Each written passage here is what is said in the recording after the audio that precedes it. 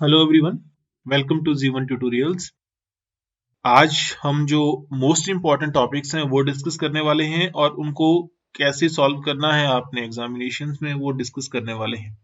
तो गैसीय स्टेट में जो आपके पास मोस्ट इम्पॉर्टेंट टॉपिक्स हैं वो आपके पास सबसे पहले डिस्कस करेंगे। फिर उसके बाद उसी जो आपके पास पेपर है या सिलेबस है उसी के अगले जो टॉपिक्स हैं उसको भी मैं आपके पास नेक्स्ट वीडियोस में आपके पास एक्सप्लेन करूंगा। इस वीडियो में हम सिर्फ गैसीय स्टेट में जो सबसे इंपॉर्टेंट टॉपिक्स हैं वो डिस्कस करेंगे। तो चलिए डिस्कस करते हैं। तो देखिए, मैंने आपके पास गैसीय स्टेट मैंने आपके पास पहले भी एक्सप्लेन की है। गैसीय स्टेट में आपके पास जो मोस्ट इंपॉर्टेंट टॉपिक्स हैं वो मुझे अभी आपके पास डिस्कस करने हैं। तो देखिए, सबसे पहले तो एक याद रखना है आपने कि काइनेटिक थ्योरी ऑफ गैसेस से जो काइनेटिक गैस इक्वेशन है वो आपको डिराइव करनी आनी चाहिए। काइनेटिक गैस इक्वेशन आपको डिराइव करनी आनी चाहिए। ये मैंने डिस्कस करी है तो मैं इसको रिपीट नहीं करूंगा। Second, Maxwell distribution of velocities. Maxwell distribution of velocities ये भी आपको आनी चाहिए, एग्जामिनेशन में बहुत बार पूछी भी जा सकती है। डिस्ट्रीब्यूशन ऑफ वेलोसिटीज ये आपके पास मैंने लेक्चर बना दिया है और डिस्कस कर दिया है। थर्ड, ये तो दो मैंने आपके पास बना के रख दिए हैं। थर्ड आपके पास जो मैं आपके पास डिस्कस कर सकता हूं, जो अब इन लेक्चर्स में डिस्कस करूंगा, different type of molecular speeds की बात करूंगा मैं। वो आपके पास यहाँ पे डिस्कस भी करूंगा, आपको बताऊंगा भी। तो different types of molecular speeds, molecular speeds discuss करेंगे इसमें हम। तो जैसे कि आपके पास आपको पता ही होगा, आपने पढ़ा है पहले भी, +1 में आप इस टॉपिक को पढ़ चुके हैं। तो इसमें हम डिस्कस करने वाले हैं most probable speed, most probable speed represented by alpha. Second, average speed, average speed.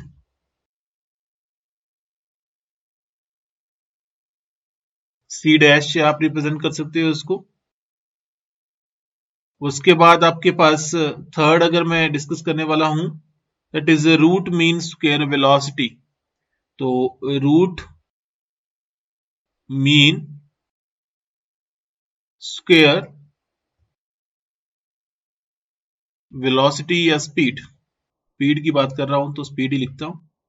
यहाँ पे इसको रिप्रेजेंट कर सकते हैं सी, आर, एम, एस से रिप्रेजेंट कर सकते हो, समटाइम यू से भी रिप्रेजेंट करते हैं। तो ये आपके पास तीन जो टॉपिक्स हैं अभी मैंने आपको ये बता दिए। इसके बाद जो नेक्स्ट टॉपिक मैं आपके पास यहाँ पे आज जो डिस्कस कर सकता हूं वो है fourth one, that is compressibility factor. Compressibility factor ये 1 नंबर में कई बार क्वेश्चन पूछा जा सकता है आपके पास। कंप्रेसिबिलिटी फैक्टर, तो हम Z के बारे में बात डिस्कस करेंगे कि Z क्या होता है और किस तरीके से ये गैस के कंप्रेशन को डिस्कस करता है कि जब मैं कंप्रेस करता हूं गैस को तो कंप्रेसिबल रहती है या नहीं रहती है। Fifth, van der Waal equations, van der Waals equation discuss करेंगे फॉर रियल गैसेस। सिक्स्थ, हम जो डिस्कस करने वाले हैं, अच्छा इसमें फिफ्थ में आपको बता देता हूं साथ में जो वंडरवाल कांस्टेंट्स हैं, वंडरवाल्स कांस्टेंट हैं वो भी हम डिस्कस करेंगे, जैसे कि ए एंड बी। ये इंपॉर्टेंट क्वेश्चंस हैं आपके पास, एग्जामिनेशंस के लिए बहुत बार पूछे जाते हैं। तो ये हो गया आपके पास वंडरवाल्स इक्वेशन और वंडरवाल्स कांस्टेंट। लास्ट में आपके पास Andrews isotherm, Andrews isotherm, this is very much important, बहुत इंपॉर्टेंट है फॉर CO2, कार्बन डाइऑक्साइड के लिए बहुत इंपॉर्टेंट जो आपके पास आइसोथर्म है, जो जिसको एग्जामिनेशन में बहुत बार पूछा भी जाता है, ये डिस्कस करेंगे हम गैसीय स्टेट में। इसमें एक टॉपिक जो और आ सकता है जो मैं इसमें डिस्कस कर सकता हूं, दैट इज वो टॉपिक है आपके पास क्रिटिकल टेम्परेचर, क्रिटिकल फिनोमेनन की बात कर रहा हूं। क्रिटिकल टेम्परेचर डिस्कस करूंगा आपके पास, क्रिटिकल वॉल्यूम की डिस्कशन करेंगे, एंड क्रिटिकल प्रेशर, ये सारी डेफिनेशंस हम डिस्कस करेंगे। ज्यादा डेप्थ में डिस्कस नहीं करेंगे अभी, आपके एग्जामिनेशन पॉइंट ऑफ व्यू से जितना इंपॉर्टेंट है उसके हिसाब से हम इसको यहाँ पे डिस्कस करेंगे। तो ये आपके पास गैसियस स्टेट है और इनको हम आज डिस्कस करने वाले हैं। यहीं से मोस्टली क्वेश्चन बनते हैं, किसके लिए, आपके पास जो गैसियस स्टेट है उसके लिए। तो चलिए अब हम जो डिस्कस कर लेते हैं, that is different types of molecular speeds discuss कर लेते हैं सबसे पहले, क्योंकि आपको मैंने पहले भी कहा था कि हमने इंपॉर्टेंट ही टॉपिक्स अभी डिस्कस करने हैं। तो different types of molecular speeds, molecular speeds, ये हम डिस्कस करने वाले हैं इस चैप्टर में। तो सबसे पहले डिस्कस करते हैं most probable speed, most probable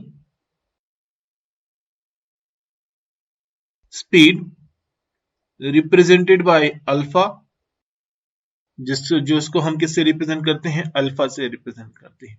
ठीक है, तो ये क्या होगा ये भी आपको डिस्कस कर देता हूं। तो आपको मैंने पहले भी डिफाइन किया है कि मोस्ट प्रोबेबल स्पीड जो है चेंज होती है विद क्या, टेम्परेचर। तो मींस टू से अभी आपके पास मोस्ट प्रोबेबल मतलब it is the speed possessed by maximum fraction of gas molecules, maximum fraction of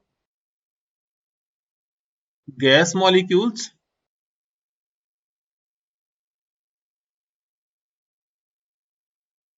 at a definite temperature, at a definite temperature। definite temperature आपको बताना जरूरी है। इस टेम्परेचर, एक डेफिनेट टेम्परेचर पे जो मैक्सिमम वेलोसिटीज आपके पास पोजेस करता है सिस्टम, या मैक्सिमम जो मॉलिक्यूल्स हैं जो सेम वेलोसिटीज पोजेस करते हैं, उसी को मैं क्या बोलता हूं, मोस्ट प्रोबेबल स्पीड। अब भाई जो मोस्ट प्रोबेबल स्पीड है this is given by alpha, और इसको हम देते हैं, इसके लिए जो रिलेशनशिप है that is given by 2kT/m। अच्छा, एक बात याद रखनी है आपने कि ये जो रिलेशनशिप है ये डिराइव नहीं करने पड़ेंगे आपको, आपको डेरिवेशंस नहीं है, आपको सिर्फ पता होना चाहिए कि रिलेशनशिप में कौन सी टर्म्स क्या है। तो और आपको पता होना चाहिए रिलेशनशिप क्या है।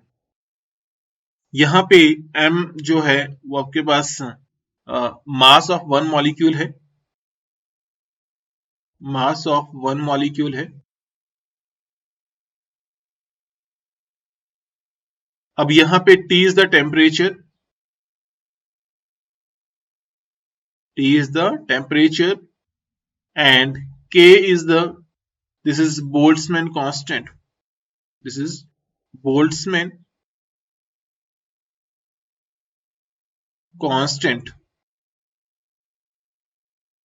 ठीक है, ये तीन चीजें अभी तक हमारे पास है।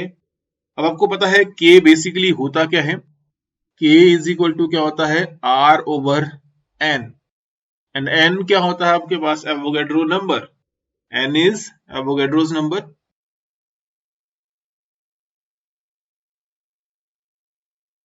ठीक है, तो इसका मतलब ये हुआ कि इसको मैं और भी लिख सकता हूं आगे, थोड़ा सा आगे चेंज करना चाहूं तो 2 क्या हो गया, K की जगह RT/, क्या, N इंटू क्या, M।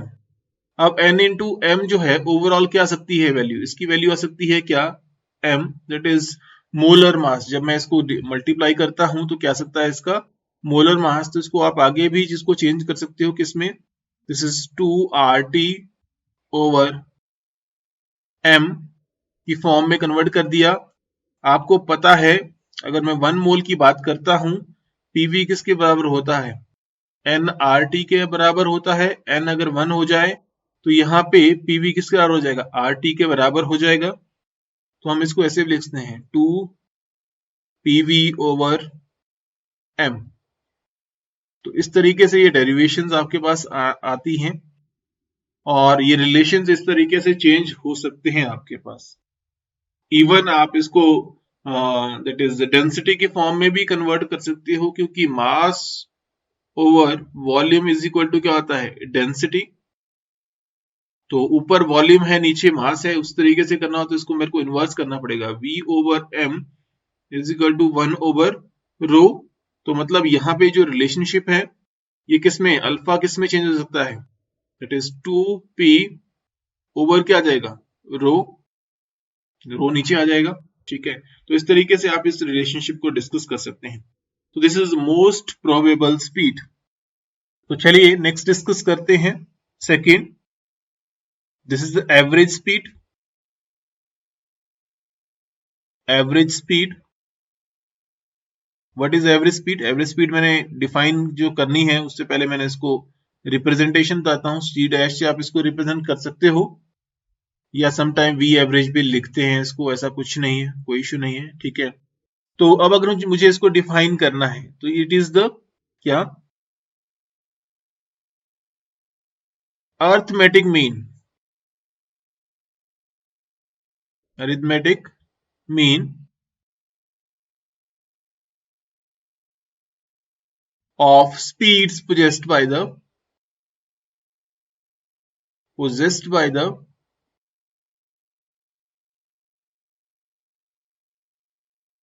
different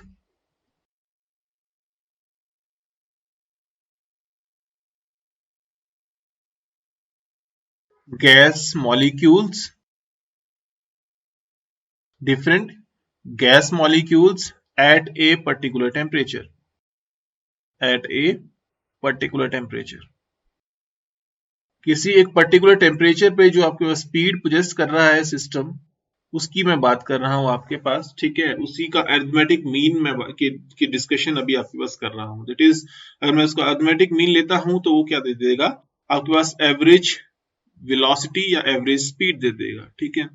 अगर मैं कंसीडर करता हूं, if there are n number of molecules, अगर वहां पे n नंबर ऑफ मॉलिक्यूल्स हैं, ठीक है, और आपके पास अगर n नंबर ऑफ मॉलिक्यूल्स हैं तो उसमें से एक मॉलिक्यूल जो है, फर्स्ट मॉलिक्यूल जो है वो v1 वेलोसिटी पोजेस कर रहा है, सेकंड v2 पोजेस कर रहा है, थर्ड v3 पोजेस कर रहा है, तो सो ऑन, इस तरीके से डिफरेंट डिफरेंट वेलोसिटीज है वो पोजेस कर सकता है। तो अगर मैं v का एवरेज लेता हूं इन सभी वेलोसिटीज का, तो क्या आ जाएगा, v1 plus v2 plus v3 plus so on divided by क्या आ जाएगा, n। तो अभी तो हमने क्या किया, एवरेज लिया, एक एक मॉलिक्यूल का एवरेज लिया। पर हो सकता है कि जो n1 मॉलिक्यूल है, मतलब सॉरी, हो सकता है कि जो आपके पास मॉलिक्यूल्स हैं जो कि वेलोसिटी v1 पोजेस कर रहे हो, वो कितने हो, n1 हो। क्योंकि आपके पास हो सकता है सेम मॉलिक्यूल भी आपके पास सेम वेलोसिटीज पोजेस कर सकते हैं, different different molecule same velocity possess कर सकते हैं। तो हो सकता है n1 मॉलिक्यूल जो है वो वेलोसिटी पोजेस कर रहे हैं v1, n2 molecule is possessing velocity v2, n3 molecule is possessing velocity v3। तो इन दैट केस जो हमारे पास एवरेज वेलोसिटी होगी c डैश, वो क्या आ सकती है आपके पास, this is equal to n1 v1 plus n2 v2, क्योंकि आपके पास n1 number of molecule is possessing v1 velocities, n2 molecules is possessing v2 velocities, and n3 molecules is possessing v3 velocity, arithmetic mean ले रहा हूं, plus so on divided by, अब आपके पास total number of molecules की बात करूंगा तो n1 is the molecule first, n2 plus क्या हो जाएगा, n3 प्लस क्या, सो ऑन। तो ये आ जाएगा आपके पास क्या, एवरेज वेलोसिटी। अब इसी का जो रिलेशनशिप है, ठीक है, एवरेज वेलोसिटी के लिए, वो हमारे पास जो आता है वो क्या आता है, this is c dash is equal to root of 8RT over pi m, 8RT over pi m, m is the आपके पास क्या था, m that is molecular mass of the gas था, ठीक है। अब आपके पास RT किसके बराबर था, PV के बराबर था, तो आप इसको ऐसे भी लिख सकते हो, that is क्या, 8 PV ओवर क्या पाई एम से भी रिप्रेजेंट कर सकते हो, और आप इसको डेंसिटी की फॉर्म में कन्वर्ट करना चाहें तो आप कर सकते हो 8p ओवर पाई रो, इस फॉर्म में भी इसको कन्वर्ट कर सकते हो। तो ये आ गई आपके पास क्या एवरेज स्पीड। तो चलिए अब नेक्स्ट हम देख लेते हैं जो आपके पास रूट मीन स्क्वायर वेलोसिटी है उसके बारे में। Root mean square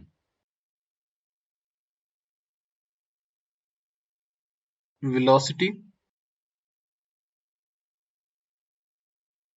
this is also called as v root mean square।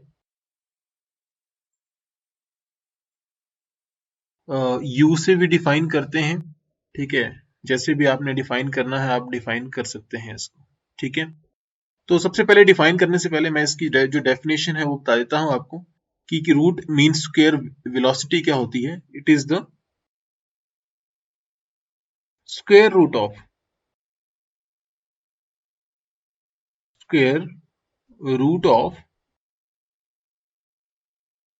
The mean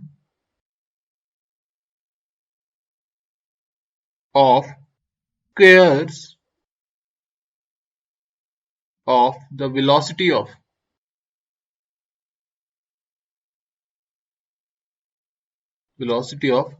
individual gas molecules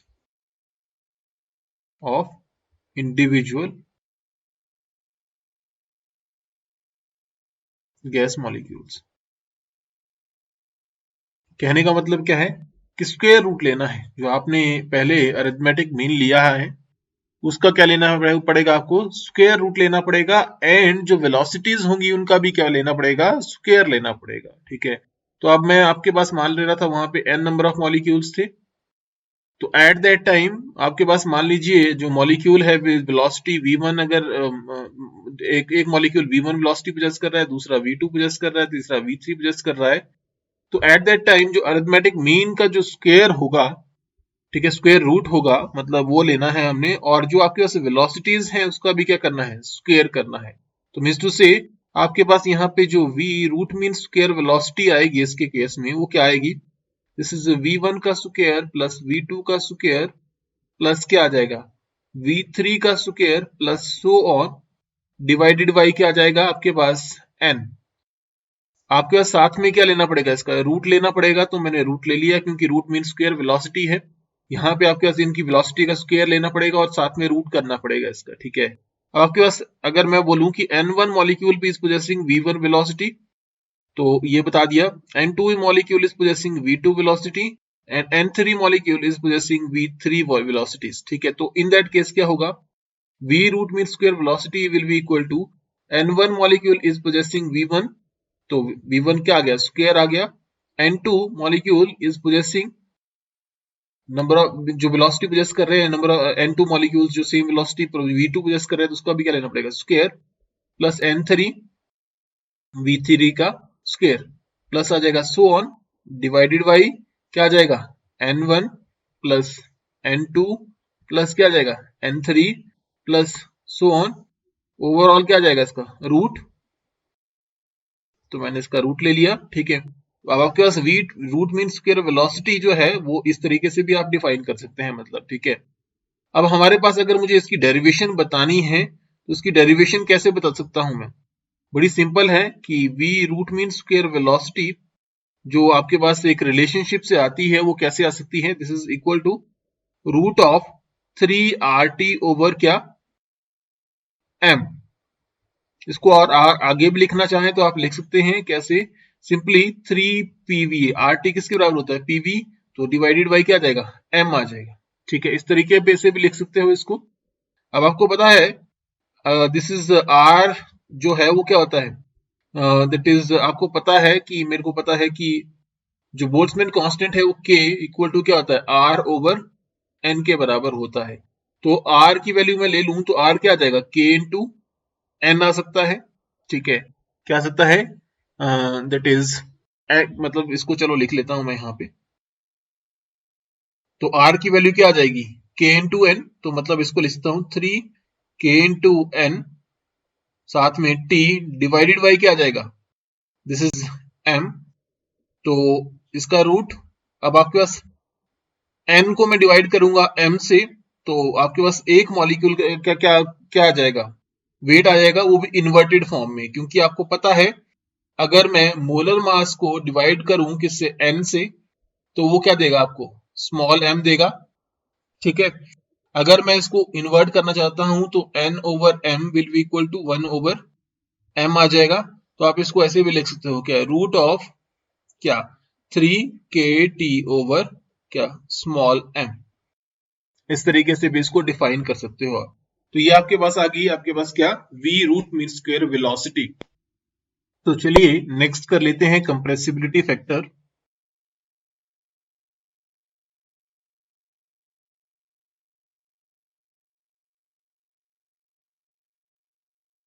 ज्यादा कुछ नहीं है इसमें, आपको थोड़ा सा पता होना चाहिए आपको, क्योंकि एक दो नंबर में क्वेश्चन पूछ सकते हैं आपसे कि कंप्रेसिबिलिटी फैक्टर क्या होता है।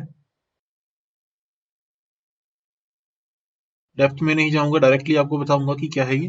Compressibility factor is represented bye Z.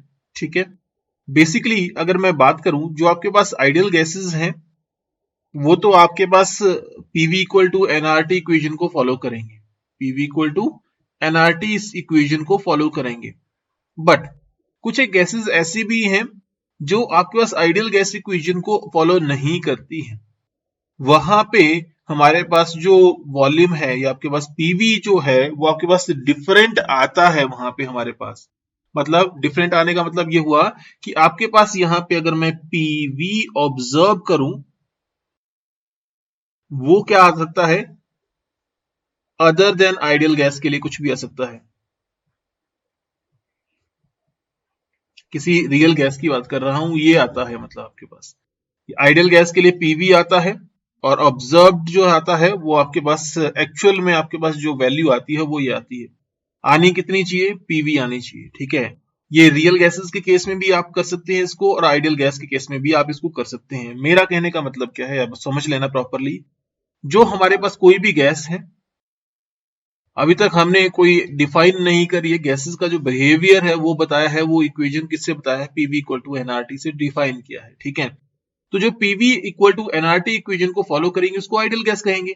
लेकिन समटाइम ऐसा भी होता है कि हमारे पास पीवी ऑब्जर्व्ड जो है वो लेसर आ सकता है, किसके लेसर आ सकता है, एनआरटी से लेसर आ सकता है, हो सकता है एनआरटी से ज्यादा हो जाए, या हो सकता है इक्वल रहे। ठीक है, इन दैट केस तो पीवी ऑब्जर्व क्या हो सकता है, डिफरेंट हो सकता है। तो अगर मैं इन दोनों का रेशियोज ले लूं, जैसे कि Z इक्वल टू क्या, पीवी ऑब्जर्व ले लूं, ठीक है, और डिवाइड कर दूं इसको क्या, पीवी आइडियल से। ठीक है, तो ये रेशियो जो है उसी रेशियो को हम क्या कहते हैं, दिस इज कंप्रेसिबिलिटी फैक्टर। ठीक है, तो ये क्या आ गया, मतलब बेसिकली अगर यहीं से डिफाइन कर सकते हैं, क्या हुआ, ये हुआ कि ratio of observed value of PV, ये जो ऑब्जर्व वैल्यू है ना पीवी की, इसको ऐसे लिखते हो आप, ratio of observe value of PV to दी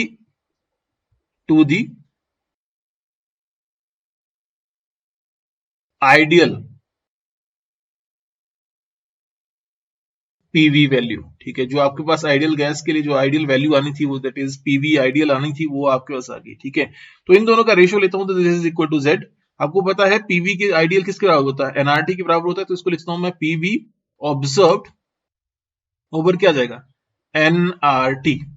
देखिए अब यहां से हमारे पास बहुत सारे ऑब्जर्वेशन आ रही है। अगर क्या पीवी ऑब्जर्व्ड जो है बेसिकली किसके बराबर आ जाए, एनआरटी के बराबर आ जाए, या पीवी के बराबर आइडियल के बराबर आ जाए, इसके बराबर आ जाए, तो हमारे पास ओवरऑल यहाँ पे वैल्यू कितनी आनी है, 1।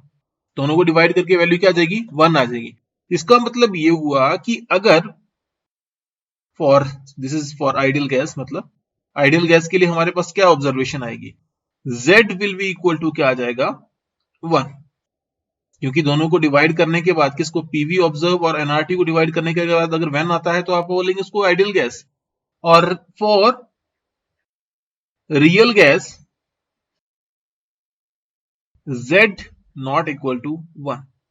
अगर Z की वैल्यू जो है वो 1 के बराबर नहीं आती है तो इसको क्या बोलूंगा मैं, this is not a real gas. अब आपके पास हो सकता है कि Z क्या है, ग्रेटर देन 1 है, Z इज ग्रेटर देन 1, तो इसको बोलूंगा कि इनकम्प्रेसिबल गैस है, मतलब इसको लिक्विफाई करना बहुत मुश्किल है, ये लिक्विफिकेशन नहीं होगी इसकी, इनकम्प्रेसिबल है। और Z इज लेस देन 1 तो इजिली कंप्रेसिबल है, इजिली लिक्विफिकेशन हो जाती है इसकी। ठीक है, इसको समझने के लिए मैं यहाँ पे एक टेबल ग्राफ बना देता हूं। इस ग्राफ से आप इसको वेरीफाई कर सकते हो, समझ सकते हो। देखिए क्या है, यहाँ पे Z की वैल्यू इंक्रीज कर रही है अपवर्ड, और यहाँ पे आपका P जो है वो इंक्रीज कर रहा है, दैट इज एटमॉस्फेयर में। ठीक है, मैं जैसे जैसे प्रेशर अप्लाई कर रहा हूं तो क्या फर्क पड़ रहा है। ये आपके पास मैंने एक मीन वैल्यू बता दी, दैट इज मतलब आपके पास यहाँ पे एक ऐसी वैल्यू बता दी जहां पे आपके Z की वैल्यू क्या है, this is 1, sorry not 0, this is 1। और इसके नीचे अगर मैं जाऊंगा तो -1 की तरफ जा रही है, -2 की तरफ जा रही है, मतलब माइनस में जा रही है। ठीक है, और आपके पास मतलब यहाँ पे बीच में 0 भी आएगी, ऐसा नहीं बोल रहा हूं। और आपके पास ऐसा हो सकता है कि आपके पास क्या हो, ऊपर की तरफ जा रही है तो ये क्या हो जाए, प्लस में इंक्रीज कर रही है वैल्यू, +1 +2 +3 की तरफ जा रही है। ठीक है, अपवर्ड में प्लस में इंक्रीज कर रही है, डाउनवर्ड में माइनस की तरफ वैल्यू जा रही है। ठीक है, तो इन दैट वे, ठीक है, हमारे पास कुछ गैसेस हैं जहां पे ये ऑब्जर्वेशन कुछ इस तरीके से आती है, जैसे कि ये हाइड्रोजन है और ये नाइट्रोजन है, और ये आपके पास दिस इज CH4। ठीक है, और यहां पे क्या आ गई, दिस इज CO2, इस तरीके से। तो यहां पे आपके पास ये दैट इज, इसको मैं मार्क कर देता हूं। ये किसके लिए बताया मैंने, नाइट्रोजन के लिए, और ये किसके लिए बता दिया मैंने, ये कार्बन डाइऑक्साइड के लिए, और ये किसके लिए बता दिया मैंने, sorry this is for CH4। अब इनमें देखिए, तीनों में देखिए, ये जो हाइड्रोजन है इसके लिए तो वैल्यू ऊपर ही रही है, इस लाइन से, कौन सी लाइन, इस लाइन से ऊपर रही है, तो इसके लिए हाइड्रोजन के लिए वैल्यू मतलब क्या है, दिस इज Z इज, यहाँ पे हाइड्रोजन के लिए, फॉर हाइड्रोजन जो है Z इज क्या है, ग्रेटर देन क्या है, 1 है, तो मतलब दिस इज इनकम्प्रेसिबल गैस है। और यहाँ पे डाउनवर्ड देखिए, इसमें डाउनवर्ड आ रही है वैल्यूज, तो Z जो है वो वहां पे क्या चलेगी, लेस देन 1 चलेगी, किसके लिए, कार्बन डाइऑक्साइड CH4 और N2 के लिए। तो दिस इज क्या, दिस इज कंप्रेसिबल, एंड जिसको हम कह सकते हैं कि यहाँ पे लिक्विफिकेशन जो है वो पॉसिबल है। तो इस तरीके से आप कंप्रेसिबिलिटी फैक्टर को एक्सप्लेन कर सकते हैं। तो कई बार आपके एग्जाम में पूछा जा सकता है कि बेसिकली Z की वैल्यू क्या रहेगी अगर गैस आइडियल रहेगी, Z की वैल्यू क्या रहेगी जब आपके पास रियल गैस होगी, या आपके पास जब गैस कंप्रेसिबल होगी उसके केस में Z की वैल्यू कितनी रहेगी, या Z जो है आपके पास जो है इनकम्प्रेसिबल होगी गैस तो उसके लिए क्या वैल्यू रहने वाली है। तो चलिए अब नेक्स्ट देखते हैं wonder Waals equation.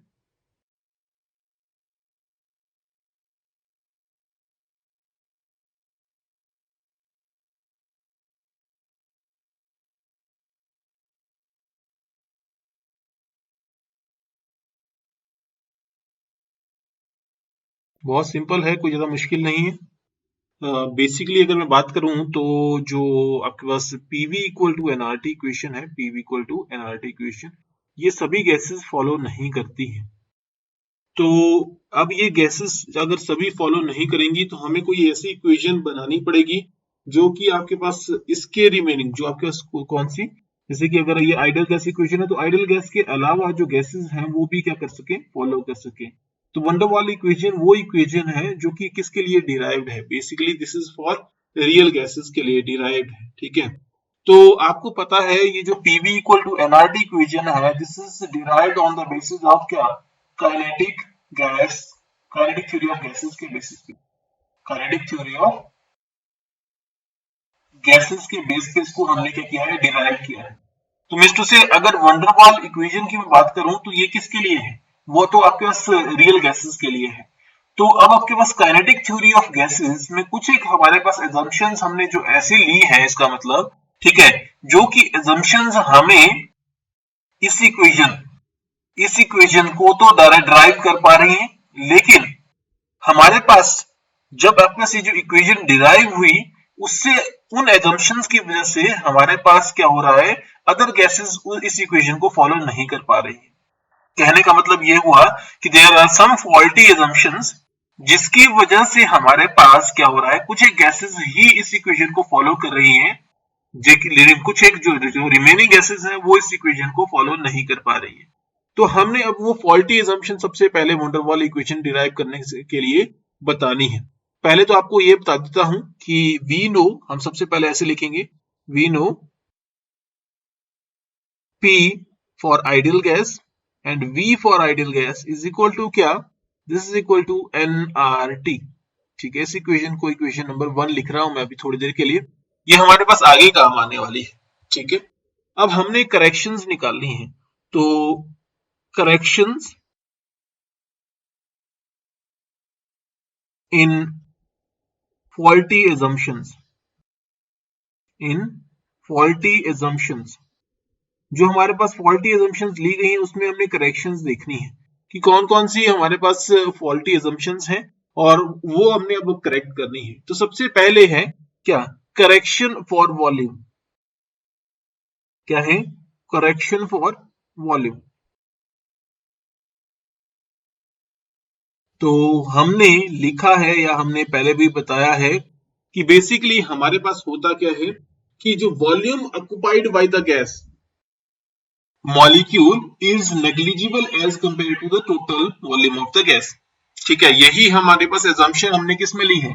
Kinetic theory of gas में हमने गैसेस में हमने एक एजम्पशन ली है कि volume occupied by the gas that is V is very very greater than the volume of gas molecule. Gas molecule. This is faulty assumption. This is faulty assumption. अब हमने क्या करना है?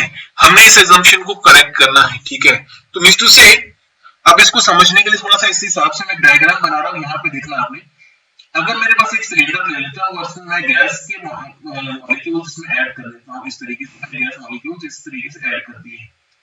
अगर इस टोटल सिलेंडर का वॉल्यूम V में consider कर ले रहा हूँ, ठीक है, और एक मॉलिक्यूल का वॉल्यूम अगर मैं क्या कंसीडर कर रहा हूँ, B अगर कंसीडर कर रहा हूँ, ठीक है, तो आप नोटिस करेंगे कि ये जो आपके पास मैंने सर्कल्स बनाए हैं, कौन से वाले सर्कल्स बनाए हैं, ये सर्कल्स क्या करेंगे, ये सर्कल जो है एक अपना वॉल्यूम बनाएंगे और इस वॉल्यूम की वजह से आपके पास क्या होगा, लेसर स्पेस मिलेगा किसको, इन मॉलिक्यूल्स को मूव करने के लिए। मतलब अब मैंने बोला कि फॉल्टी assumption थी, तो फॉल्टी assumption होने की वजह से हमारे पास जो है इक्वेशन प्रॉपर नहीं आ रही थी। ठीक है, तो उसको मुझे करेक्ट करना पड़ रहा था। सबसे पहले जो assumption हमने करेक्ट की कि क्या, volume occupied by the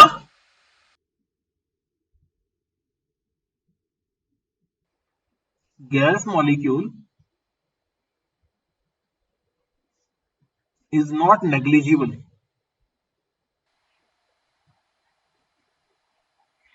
to the total volume of gas। तो इसको आप समझ सकते हैं, कोई ज्यादा मुश्किल नहीं। स्पेसिफिकली अगर मैं जब प्रेशर इंक्रीज करता हूं तब की बात कर रहा हूं। ठीक है, जब आपके पास बहुत कम प्रेशर होगा और बहुत हाई टेम्परेचर होगा तब आप इसको नेग्लिजिबल कंसीडर कर सकते हैं। अब आप क्या करेंगे, एट द टेम्परेचर और अगर मैं प्रेशर की बात करूं तो वहां पे रियल गैसेस आपके पास आइडियल की तरह बिहेव करना शुरू कर देती हैं। अभी मैंने आपके पास वो बात करनी है जहां पे आपके पास क्या है, वॉल्यूम जो है नेग्लिजिबल नहीं कंसीडर करना है। उसका मतलब आपका ये जो आपके पास मॉलिक्यूल मैंने यहाँ पे बनाए हैं, इनको कम स्पेस मिल रहा है चलने के लिए, तो इसका मतलब जो टोटल वॉल्यूम जो है जिसमें इन्होंने मूव करना है वो लेसर है। तो इसका मतलब एक मॉलिक्यूल का वॉल्यूम अगर मैंने बोला क्या, वॉल्यूम ऑफ ए मॉलिक्यूल, अगर मैं मॉलिक्यूल की जगह लिखता हूं इफेक्टिव वॉल्यूम लिखता हूं। ठीक है, क्या लिखता हूं, इफेक्टिव वॉल्यूम। उसका रीजन मैं अभी बताऊंगा क्या बोलने का मतलब हुआ। Effective volume of gas molecules, यहां पे मैं क्या कंसीडर कर रहा हूं, बी। अगर मेरे पास n नंबर ऑफ पार्टिकल है, ठीक है, तो effective volume for n number of particles कितने हो जाएंगे, मॉलिक्यूल्स कितना हो जाएगा, n इंटू b हो जाएगा। तो मीन्स टू से हमारे पास जो V आइडियल आया, देयरफॉर V आइडियल किसके बराबर हो जाएगा, V जो हमने ऑब्जर्व किया, V जो हमने ऑब्जर्व किया माइनस क्या आ जाएगा, दैट इज अब आपके पास इसकी बात कर रहा हूं, ये NB, तो यहाँ पे मुझे क्या लिखना पड़ेगा, दैट इज NB। तो मतलब यहाँ पे क्या लिख दिया मैंने, NB, ठीक है। क्योंकि आपको पता है यहाँ पे सिलेंडर में लेसर वॉल्यूम इसको मिल रहा है, तो देखिए अब ये लेसर हो गया कि हमारे पास जो आइडियल जो करेक्ट किया मैंने वॉल्यूम, ठीक है, आइडियल जो वॉल्यूम जो मतलब आपके पास आना था वो क्या आना था, लेसर आना था, तो इसलिए मैंने इसको क्या कर दिया, लेसर कर दिया। मतलब B इज बेसिकली यहाँ पे क्या है, दिस इज को वॉल्यूम, या इसको हम और भी कहते हैं that is excluded volume, excluded volume, ठीक है। तो आपको मैंने इतना सा तो क्लियर कर दिया है कि अब आपके पास एक्सक्लूडेड वॉल्यूम क्या है, मतलब आपके पास ये जो इतना तो मैंने आपको क्लियर कर दिया है कि जो टोटल वॉल्यूम है गैस का, ठीक है, उसमें आपके पास लेसर स्पेस मिल रहा है किसके लिए, मॉलिक्यूल्स को मूव करने के लिए। तो मींस टू से मेरे पास वी आइडियल की जो वैल्यू है वो क्या आने वाली है, लेसर आने वाली है, किससे, जो किस टर्म से, एन बी टर्म से इसकी क्या वैल्यू हो जाएगी, लेसर, क्योंकि एन नंबर ऑफ मॉलिक्यूल्स जो है वो कितना वॉल्यूम स्वीप करेंगे वो यहाँ पे मैंने आपको बता दिया। तो अब थोड़ा सा एक्सक्लूडेड वॉल्यूम क्या होता है उसकी बारे में बता देता हूं मैं आपको। एक्सक्लूडेड वॉल्यूम, ठीक है, एक्सक्लूडेड वॉल्यूम एक्चुअल में बेसिकली अगर मैं एक मॉलिक्यूल की बात करता हूं, एक मॉलिक्यूल की बात करता हूं, ये मेरे पास कोई मॉलिक्यूल है और कोई दूसरा मॉलिक्यूल इसके साथ कोलाइड कर रहा है इस तरीके से, इसका रेडियस मेरे पास r है और इसका भी रेडियस क्या है r। तो अब देखिए ये इलेक्ट्रॉनिक क्लाउड है, तो आपके पास ऐसा होगा कि अब अगर कोई मॉलिक्यूल इसके पास आ रहा है तो कंप्लीट कोलाइड नहीं करेगा, ठीक है, वो क्या करेगा, थोड़ा दूर रहेगा, ठीक है, इफेक्टिवली, ठीक है। तो इसका मतलब ये हुआ कि ये जो आपके पास वॉल्यूम है, कौन सा, ये वाला वॉल्यूम जो मैं कंसीडर कर रहा हूं, ठीक है, यहाँ पे ये वॉल्यूम हो जाएगा इसका क्या, एक्सक्लूडेड वॉल्यूम, ठीक है, क्या हो जाएगा इसका, एक्सक्लूडेड वॉल्यूम। मतलब ये इफेक्टिव वॉल्यूम है, रेंज है इसकी, या रीजन है जिसके अंदर जो है दूसरा मॉलिक्यूल क्या कर सकता है, आ नहीं सकता है, ठीक है। तो इसी को क्या बोलता हूं, एक्सक्लूडेड वॉल्यूम, ठीक है। आपको पता है वॉल्यूम ऑफ ए स्फीयर क्या होता है, volume of a sphere is what, this is 4/3 pi r cube. आपके पास यहाँ पे वॉल्यूम कितना हो गया, यहाँ पे 2r हो गया, यहाँ पे ये क्या हो गया, रेडियस कितना हो गया 2r। तो मतलब अब आपके पास volume of the excluded volume कितना हो जाएगा आपके पास, एक्सक्लूडेड वॉल्यूम या इफेक्टिव वॉल्यूम जो है स्वीप जो कर रहा है ये सिस्टम यहाँ पे, वो कितना आ जाएगा, 4/3 पाई, अब r की जगह क्या आ जाएगा, दिस इज 2r का क्या, क्यूब। तो मींस टू से यहाँ पे क्या बन गया, दिस इज 2 × 2 × 2 मतलब 8r³ बन गया। तो 8 को मैं बाहर लिखता हूं, इंटू 4/3 पाई r³, ठीक है, 8 × 4/3 पाई r³, ठीक है। अब आपके पास ये आ गया क्या, एक्सक्लूडेड वॉल्यूम, ठीक है, और ये आ गया किसके लिए एक्चुअल में, मतलब इस कंप्लीट रीजन के लिए। अगर इसके लिए भी डिफाइन करूंगा तो आपके पास क्या आ जाएगा, यहां पे आ जाएगा ये। तो मतलब आपके पास यहाँ पे जो ओवरऑल रीजन स्वीप करेंगे वो आपके पास दो मॉलिक्यूल क्या करेंगे, एक रीजन को स्वीप कर सकते हैं। तो मतलब एक्सक्लूडेड वॉल्यूम पर, excluded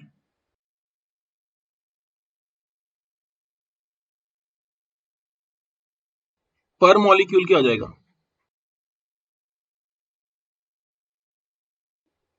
this is equal to कितना हो जाएगा, यहां लिख रहा हूं नीचे में इसको। अब पर मॉलिक्यूल है तो मतलब 1/2 इंटू क्या आ जाएगा, 8 इंटू क्या, 4/3 पाई r³। तो ये कट गया, कितना आ गया, दिस इज 4 × 4/3 पाई r³, ये आ गया। तो मींस टू से आपके पास बेसिकली यहां पे आपके पास क्या आ गया, this is 4 time, excluded volume क्या है, this is 4 time the volume of gas molecule, the volume of gas molecule, इसी को हम क्या कहते हैं, एक्सक्लूडेड वॉल्यूम कहते हैं। तो इसकी वैल्यू आपको यहाँ पे सब्स्टिट्यूट करने की जरूरत नहीं है, हमने एक इक्वेशन डिराइव करनी है और उस इक्वेशन को आगे लेके जाना है। ठीक है, अभी के लिए आपके पास इस इक्वेशन को मैं कितना मान रहा हूँ, इसको मैं इक्वेशन नंबर 2 मान रहा हूँ यहाँ। तो चलिए, अब आपके पास मैंने इक्वेशन 1 यहाँ पे लिख दी फिर से। आप नहीं लिखेंगे, लेकिन कि मैं मेरे पास यहाँ पे मैसेज जो चीज मैंने डिराइव की है उसी को मैं आपके पास लिख रहा हूँ। तो मतलब आपके पास P i V i equal to क्या था, एन आर टी के बराबर था। आइडियल है दिस, वी आइडियल। ठीक है, तो हमने दूसरी इक्वेशन जो बनाई हमारे पास, ठीक है, वो क्या बन गई, दिस इज वी आइडियल मतलब, ठीक है, आई जो हमने निकाला, दिस इज वी हमारे पास दैट इज ऑब्जर्व जो था, ठीक है, माइनस क्या था, एन बी। ये इक्वेशन नंबर 2 बन गई है हमारे पास। ठीक है, तो अब हमने क्या करना है, अब आगे जाना है। अब हमने क्या किया, वॉल्यूम करेक्शन कर दी है। अब हमने करनी है प्रेशर करेक्शन, क्योंकि प्रेशर जो है हमने भी क्या किया, गलत कैलकुलेट करके रखा है मतलब वहां पे। तो pressure correction,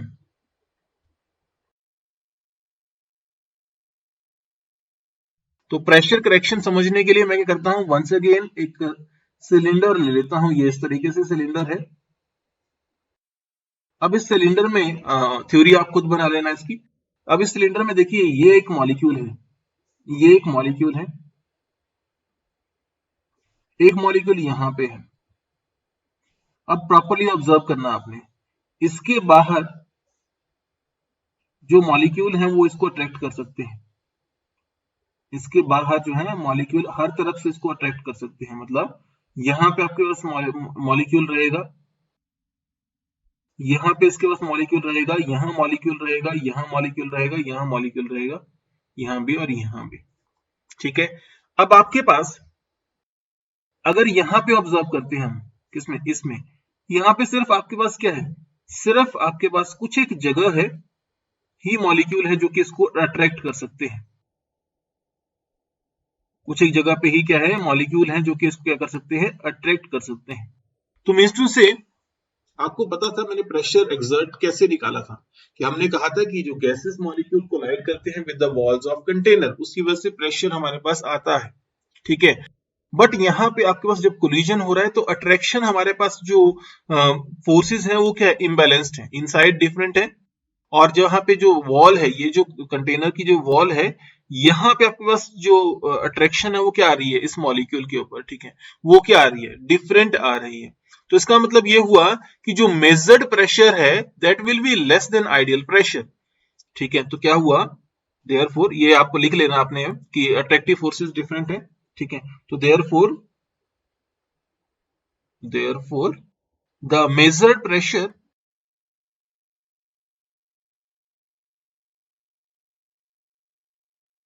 is less than the observed pressure, observed pressure। ठीक है, तो अगर आपके पास ऐसा हो, ठीक है, तो हम एक करेक्शन टर्म ऐड करेंगे जो कि हमें हेल्प करेगी क्या, उस वैल्यू को उतना लाने में, मतलब ठीक करेक्ट वैल्यू तक लाने में। ठीक है, तो करेक्शन टर्म जो मैं यहां पे ऐड कर रहा हूं, यहां पे this is P correction term use कर रहा हूं मैं यहां पे। ठीक है, तो इसका मतलब जो पी ऑब्जर्व्ड आया हमारे पास वो क्या आया, लेसर आया। तो मींस टू से पी आइडियल माइनस क्या आ गया, पी करेक्शन आया, थोड़ा लेसर है ये। ठीक है, ऑब्जर्व जो था वो क्या आ रहा था, एक्चुअली आना है, लेसर आना है। ठीक है, तो मींस टू से पी आइडियल अगर मुझे निकालना है तो क्या आ जाएगा, दिस इज इक्वल टू क्या, पी ऑब्जर्व प्लस क्या, पी करेक्टेड। ठीक है, पी क्या आ गया, करेक्टेड आ गया। ठीक है, अब हमने क्या करना है, इस करेक्टेड जो टर्म है उसको देखना है कि किस किस फैक्टर्स पे डिपेंड करती है। ठीक है, तो जो जो आपके पास पी करेक्टेड है, this is correction term is basically directly proportional to क्या, square of number of molecules, square of number of molecules, हम ज्यादा डेप्थ में नहीं जाएंगे, नंबर ऑफ मॉलिक्यूल्स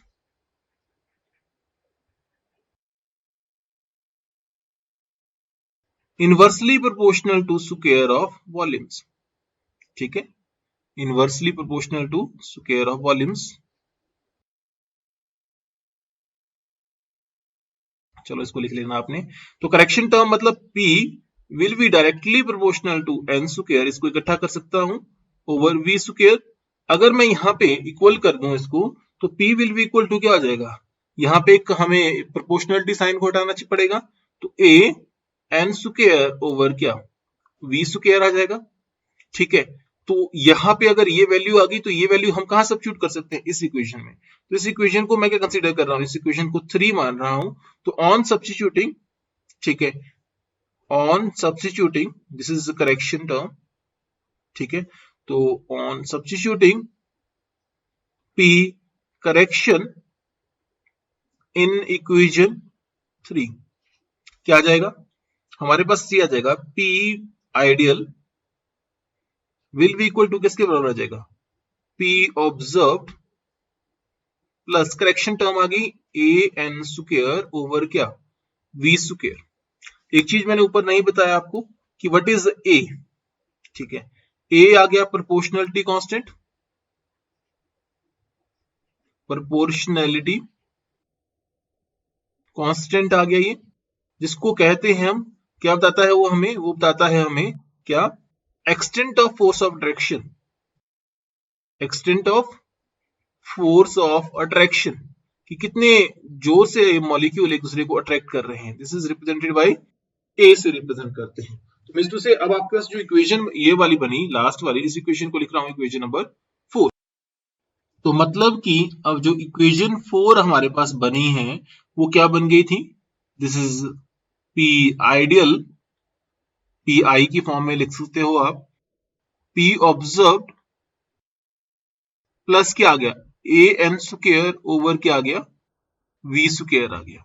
ठीक है, अब इन वैल्यूज को, ये इक्वेशन नंबर 1, ये जो इक्वेशन 2 और 4 है, ये हमने इक्वेशन नंबर 1 में ऐड करनी है।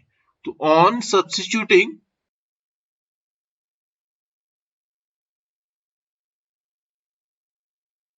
द वैल्यू ऑफ कौन सी, equation 2 and equation 4 in equation 1 में सब्स्टिट्यूट करेंगे, तो हमारे पास देखिए P की वैल्यू क्या है आइडियल की, दिस इज P ऑब्जर्व, तो मतलब P ऑब्जर्व्ड प्लस क्या आ गया a N square over v square, साथ में क्या आ गया इसमें, अब वी आई की वैल्यू क्या आ गई, this is v observed minus क्या आ गया, दिस इज एन बी। ठीक है, माइनस क्या आ गया एन बी, और ये ऑब्जर्व्ड सेम है, ऐसा कुछ नहीं है, डिफरेंट है। ठीक है, तो this is equal to N R T. ठीक है, ये इक्वेशन नंबर मैंने इक्वेशन नंबर 5 बना दी, और ये आ गई आपके पास क्या, van der Waals equation.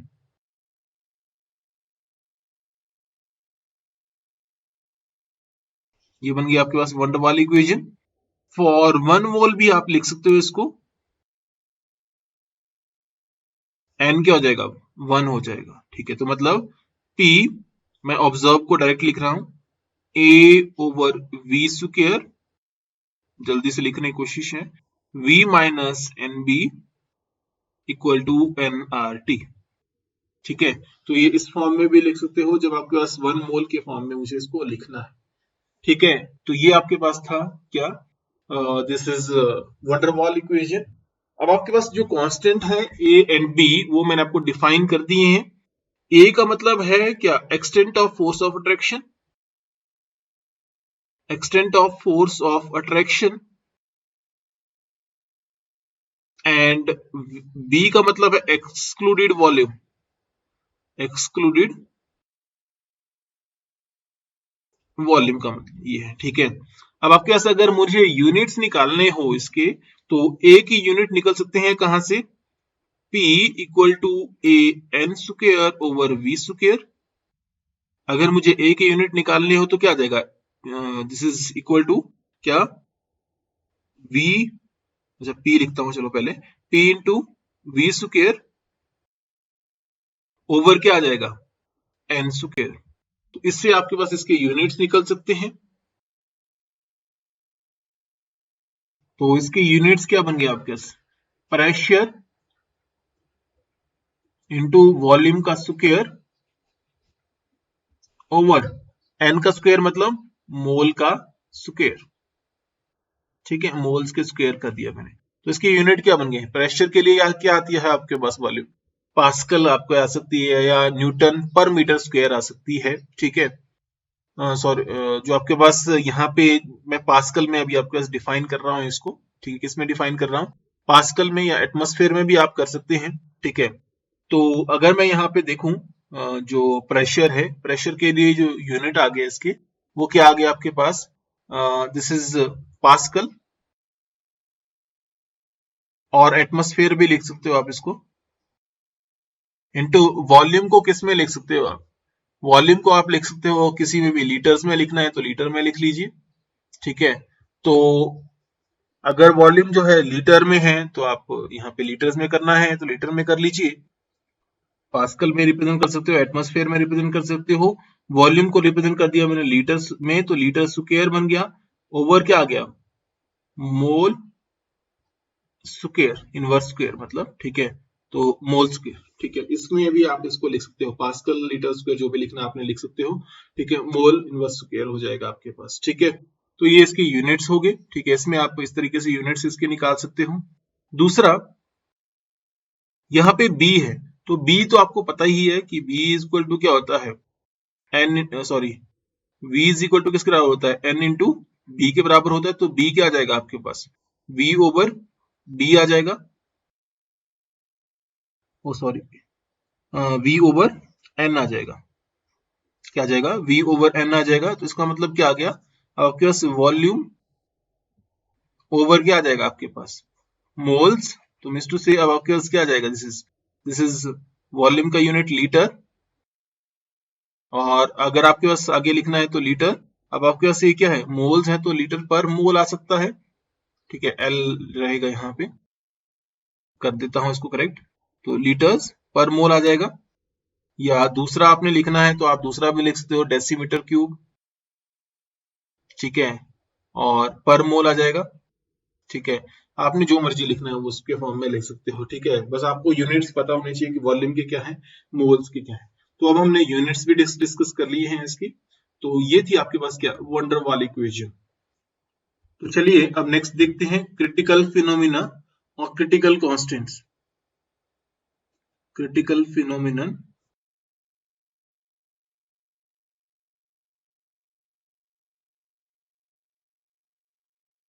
And critical constant, critical constants.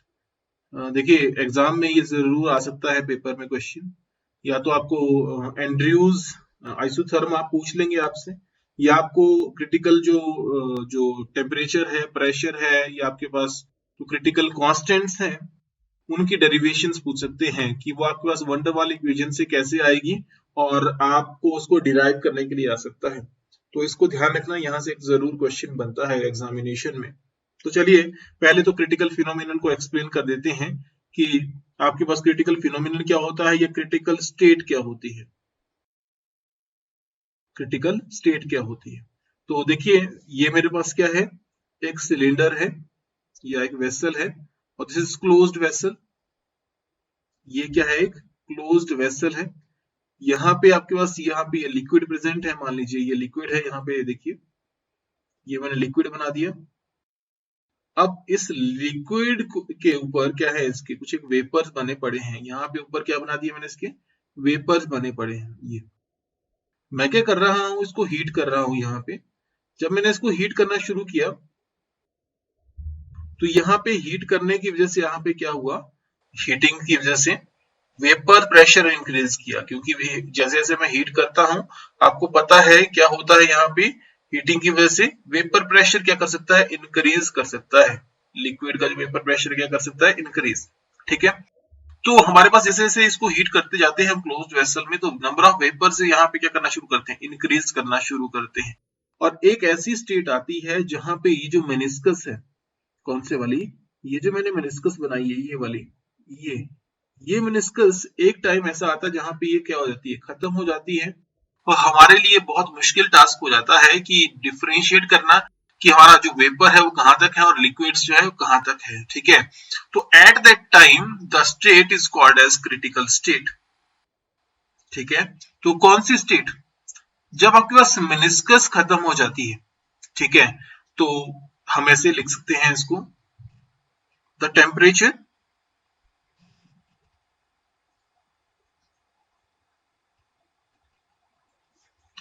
at which the meniscus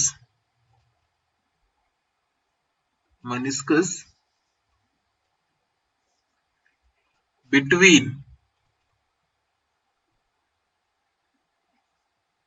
the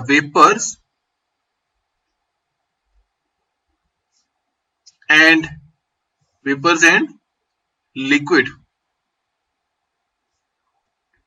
diminishes,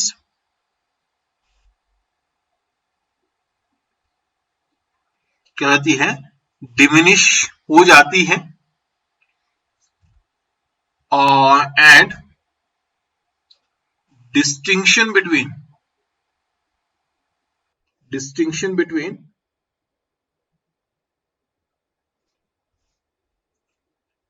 liquid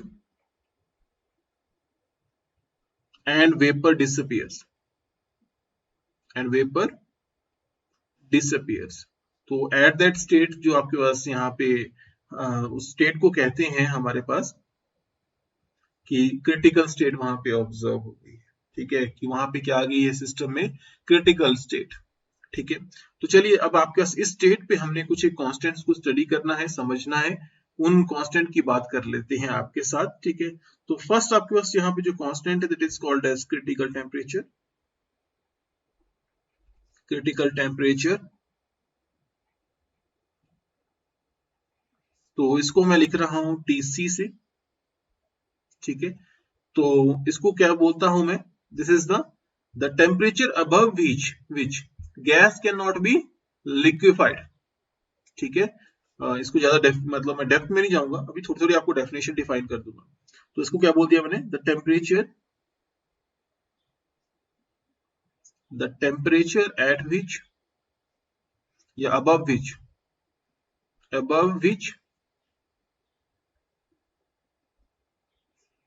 A gas can not be liquefied, can not be liquefied, कि मतलब एक गैस को हमने लिक्विफाई करना है तो अगर मैं उस टेम्परेचर से ऊपर चला जाता हूं तो उसकी लिक्विफिकेशन पॉसिबल नहीं रहेगी, वो कभी भी लिक्विफाई नहीं होगी। ठीक है, तो उसको हम क्या बोलेंगे at that time, that is क्या, critical temperature. Second, that is critical pressure, that is critical pressure.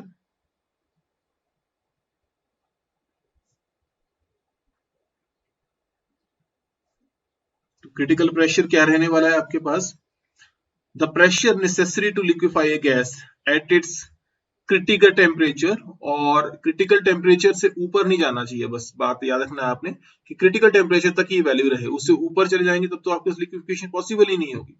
तो मतलब the pressure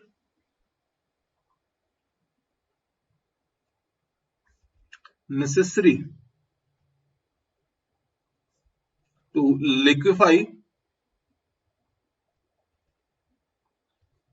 A gas at its critical temperature, at its critical temperature. ठीक है, तो उसको हम क्या कहेंगे at that moment, that is critical pressure. This is represented by PC, किसे रिप्रेजेंट करते हैं इसको, पीसी से रिप्रेजेंट करते हैं। उसके बाद आपके पास that is critical volume, critical volume कोई ज्यादा मुश्किल नहीं, this is represented by VC. तो अब आपके पास क्रिटिकल वॉल्यूम की बात करूं तो यहाँ पे अब आपके पास यहाँ पे क्या होगा कि जो वॉल्यूम जो पोजेस कर रही है 1 mole of A gas eight critical temperature and critical pressure, तो कैसे लिखूंगा, the volume possessed by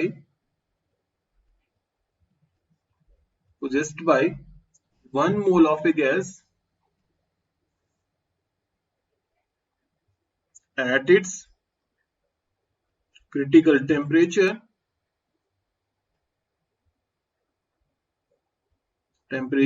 and क्या and critical pressure. Critical temperature और क्रिटिकल प्रेशर पे जो आपके पास यहाँ पे सिस्टम क्या कर रहा है, वॉल्यूम पोजेस कर रहा है, उसी को क्या बोलेंगे हम, क्रिटिकल वॉल्यूम कहेंगे। और ये सारे के सारे जो आपके पास वैल्यू आई, that is TC, PC and क्या, VC, these are critical constants. इन्हीं को हम क्या कहते हैं, क्रिटिकल कांस्टेंट्स कहते हैं। ठीक है, क्या बोला इनको हमने, क्रिटिकल कांस्टेंट्स कहते हैं। ठीक है, तो चलिए अब थोड़ा सा हम एंड्रयूज आइसोथर्म देख लेते हैं और होता क्या है वहां पे भी मैं इसको क्लियरली बता देता हूं। तो चलिए अब हम जो आगे पढ़ने वाले हैं वो है एंड्रयूज एक्सपेरिमेंट, और ये एक आइसोथर्म है। और हम जो आइसोथर्म पढ़ने वाले हैं उस आइसोथर्म की अगर हम बात करें तो वो आइसोथर्म जो डिराइव्ड है वो on the basis of an experiment, एक एक्सपेरिमेंट के बेसिस पे वो डिराइव्ड है। ठीक है, और ये एक्सपेरिमेंट जिसकी हम बात करते हैं वो एंड्रयूज एक्सपेरिमेंट है, जिसकी बेसिस पे हमने वो मतलब आपके पास कुछ एक ऑब्जर्वेशंस निकाली हैं और कुछ एक रिजल्ट्स हमारे पास आए हैं। तो चलिए इस ऑब्जर्वेशन को, कुछ एक ऑब्जर्वेशन जो समझनी है उससे पहले मैं एक दो चीजें आपको बता देता हूं। क्या कि ये एक्सपेरिमेंट किया गया है, टी एंड्रयूज ने किया है, ये टी एंड्रयूज ने किया था ये एक्सपेरिमेंट। और अगर मैं बात करूं यहाँ पे, तो यहाँ पे ये किसके लिए परफॉर्म किया गया है, दिस इज कार्बन डाइऑक्साइड के लिए परफॉर्म किया गया है। और अब अगर कार्बन डाइऑक्साइड के लिए परफॉर्म किया गया है तो ये है क्या एक्चुअल, बेसिकली एक आइसोथर्म है। तो आइसोथर्म का मतलब क्या होता है, आइसो मतलब क्या होता है, सेम। तो मतलब सेम टेम्परेचर रहेगा जहां पे, तो सेम टेम्परेचर वाली कंडीशंस की बात करता हूं मैं आपके पास। ठीक है, तो अब आपके पास यहाँ पे मतलब अब जो कर्व हम गेन करेंगे या जो हम प्लॉट्स बनाएंगे, क्योंकि हमने यहाँ पे जो प्लॉट्स बनाना है वो प्रेशर वर्सेस वॉल्यूम का प्लॉट बनाना है, प्रेशर वर्सेस वॉल्यूम का प्लॉट हम यहाँ पे बनाने वाले हैं। तो यहाँ पे जो प्रेशर वर्सेस वॉल्यूम का प्लॉट आएगा वो एक डेफिनेट टेम्परेचर पे हम प्लॉट करेंगे, जिसको हम क्या कहेंगे, इसीलिए हम इसको क्या कहेंगे, दैट इज आइसोथर्म हम कहेंगे। ठीक है, यहाँ पे अगर इस एक्सपेरिमेंट की बात करूं तो देयर आर टू ट्यूब्स, ये ट्यूब 1 आ गई और ये ट्यूब 2 आ गई, और इन दोनों ट्यूब्स एक दूसरे से कनेक्टेड हैं। कौन कौन सी, ये दोनों, ये फर्स्ट नंबर, ये सेकंड नंबर, दोनों एक दूसरे से कनेक्टेड हैं। और इसमें हमने क्या ऐड किया है, वाटर ऐड किया है। ठीक है, वाटर का एडिशन, इसका मतलब क्या है, इसका मतलब ये है कि एक्चुअल में टेम्परेचर मेंटेन करने में हेल्प करती है, कि जिस टेम्परेचर पे हमने रिएक्शन यहाँ पे ऑब्जर्वेशन करनी है उस टेम्परेचर को मेंटेन करने में हेल्प करती है। दूसरा, यहाँ पे ये स्क्रूज लगे हैं, ये क्या करते हैं, प्रेशर मेंटेन करने में हेल्प करते हैं, क्योंकि ये वेरिएबल प्रेशर मेंटेन करता है यहाँ पे आपके पास। तो वेरिएबल प्रेशर मतलब अप टू 400 एटमॉस्फेरिक प्रेशर तक हम यहाँ पे जा सकते हैं, और यहाँ तक इसकी इस एक्सपेरिमेंट को 400 एटमॉस्फेरिक प्रेशर तक लेके जाके एक्सपेरिमेंट किया गया है। ठीक है, अब आपके पास यहाँ पे ट्यूब ये भी है, एक ट्यूब ये है। इस ट्यूब में अगर हम बात करें तो यहाँ पे हमने एयर ऐड की है और यहाँ पे हमने कार्बन डाइऑक्साइड ऐड की है, CO2 ऐड की है। ठीक है, और अगर मैं बात करूं यहाँ पे ये जो आपको दिख रहा है ये, ठीक है, अलग कलर में दिखा देता हूं, ये मरकरी है, बोथ दिस इज मरकरी। और अगर ये मरकरी है तो आप इतना तो समझ गए होंगे कि मरकरी से हमने क्या किया, बेसिकली ब्लॉक किया है। तो आपके पास यहाँ पे ब्लॉक करने में हेल्प किया है। ठीक है, बेसिकली जो आपके पास गैस है वो नीचे ना आ जाए, ठीक है, उसको ब्लॉक करने में ये हेल्प कर रहा है। ठीक है, तो ये एक एक्सपेरिमेंट था जिसमें हमने क्या किया, प्रेशर अप्लाई करके हमने वॉल्यूम चेंजेस को स्टडी किया है। ठीक है, उन दोनों के प्लॉट्स हमने बनाए हैं और उस प्लॉट से हमने जो हमारे पास जो ऑब्जर्वेशन आई है वो हमने यहाँ पे नोटिस की है, और उसके थ्रू हमने कुछ एक रिजल्ट्स यहाँ पे दिए हैं। तो चलिए एक प्लॉट आपके हाथ बना लेता हूं मैं। देखिए अब आपके पास मैंने बोला कि हमने प्रेशर वर्सेस वॉल्यूम यहाँ पे प्लॉट बनाना है। तो ये प्रेशर है, ये प्रेशर आ गया, और ये आपके पास आ गया वॉल्यूम, यहाँ पे वॉल्यूम इंक्रीज कर रहा है आपके पास। ठीक है, अब मैं अगर इस प्लॉट को बनाना चाहता हूं तो इसके लिए पहले मैं एक कर्व यहाँ पे बना लूंगा। इस कर्व से मुझे थोड़ा इजी हो जाएगा आगे ये बनाने में, तो इसलिए मैं यहाँ पे कर्व बना रहा हूं। ये कर्व बना दिया मैंने, ये ठीक है। अब आपके पास यहाँ पे जो कर्व आपके पास बनाया है मैंने, इस कर्व में मुझे आगे थोड़ी सी ऑब्जर्वेशन आगे देनी है, तो इसके लिए मैं क्या करता हूं, एक लाइन यहाँ पे ले लेता हूं, एक लाइन यहाँ पे ले लेता हूं, और इसके बाद एक प्लॉट ऐसे को बनाता हूं, दूसरा का प्लॉट ऐसे को बना लेता हूं, और उसके बाद ये जो कर्व आपको जो पिंक कलर में दिख रहे हैं, ये कर्व मैं ऊपर को बना दिया, ये ऊपर को बना दिया। और अब मैं दूसरा प्लॉट जो यहाँ पे बनाने वाला हूं उसको देख लीजिए आप, यहाँ पे एक ये प्लॉट बना दिया मैंने,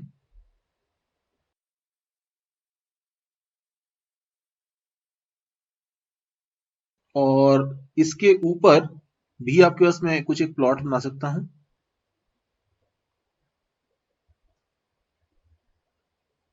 ये कुछ एक प्लॉट्स मैंने आपके पास बना दिए, तो मतलब कि यहाँ पे मेरे पास कुछ एक प्लॉट्स आए हैं, ठीक है।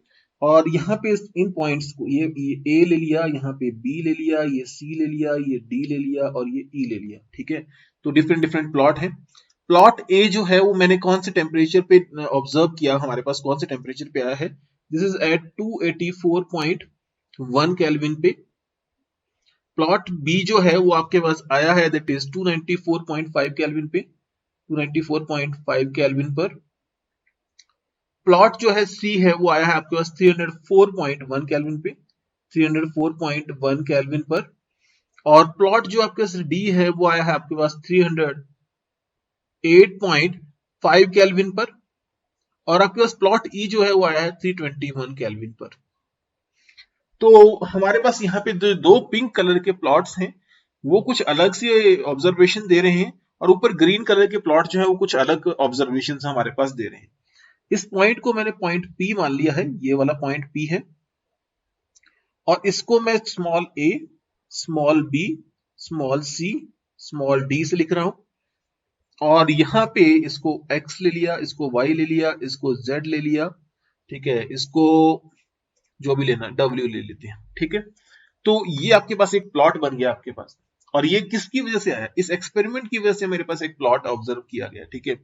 बेसिकली जब मैं CO2 को कंप्रेस करता हूं, ठीक है, एक डेफिनेट टेम्परेचर पे, ठीक है, तो ये प्लॉट्स आते हैं। लेकिन अगर मैं आइडियल गैस को अगर कंप्रेस करता हूं तो हमारे पास एक हाइपरबोला आना था, ठीक है, क्या आने थे, हाइपरबोलाज आने थे, ठीक है। तो मींस टू से ये ऐसी ऑब्जर्वेशन हमारे पास सिर्फ हायर टेम्परेचर पे आती है, किसके लिए, कार्बन डाइऑक्साइड के लिए, ठीक है, ना कि लोअर टेम्परेचर पे। लोअर टेम्परेचर पे ये डिफरेंट बिहेवियर शो करता है। तो चलिए ये जो डिफरेंट डिफरेंट टेम्परेचर पे इसने कार्बन डाइऑक्साइड ने बिहेवियर शो किया है वो मैंने अभी आपको बताना है, ठीक है।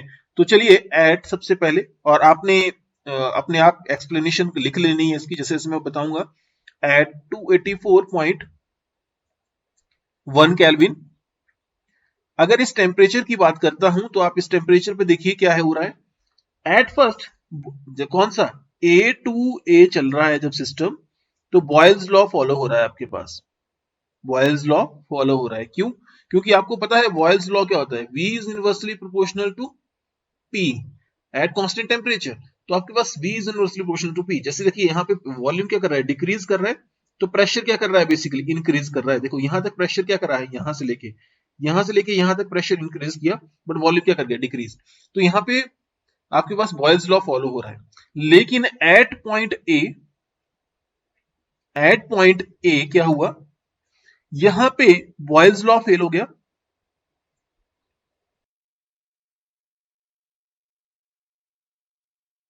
फेल हो गया, ठीक है। और उसके बाद आपके पास अगर मैं पॉइंट ए की बात करता हूं, point A to point B, यहां पे क्या हो रही है, लिक्विफिकेशन हो रही है। क्या हो रही है, लिक्विफिकेशन, मतलब gas is going to be liquefied.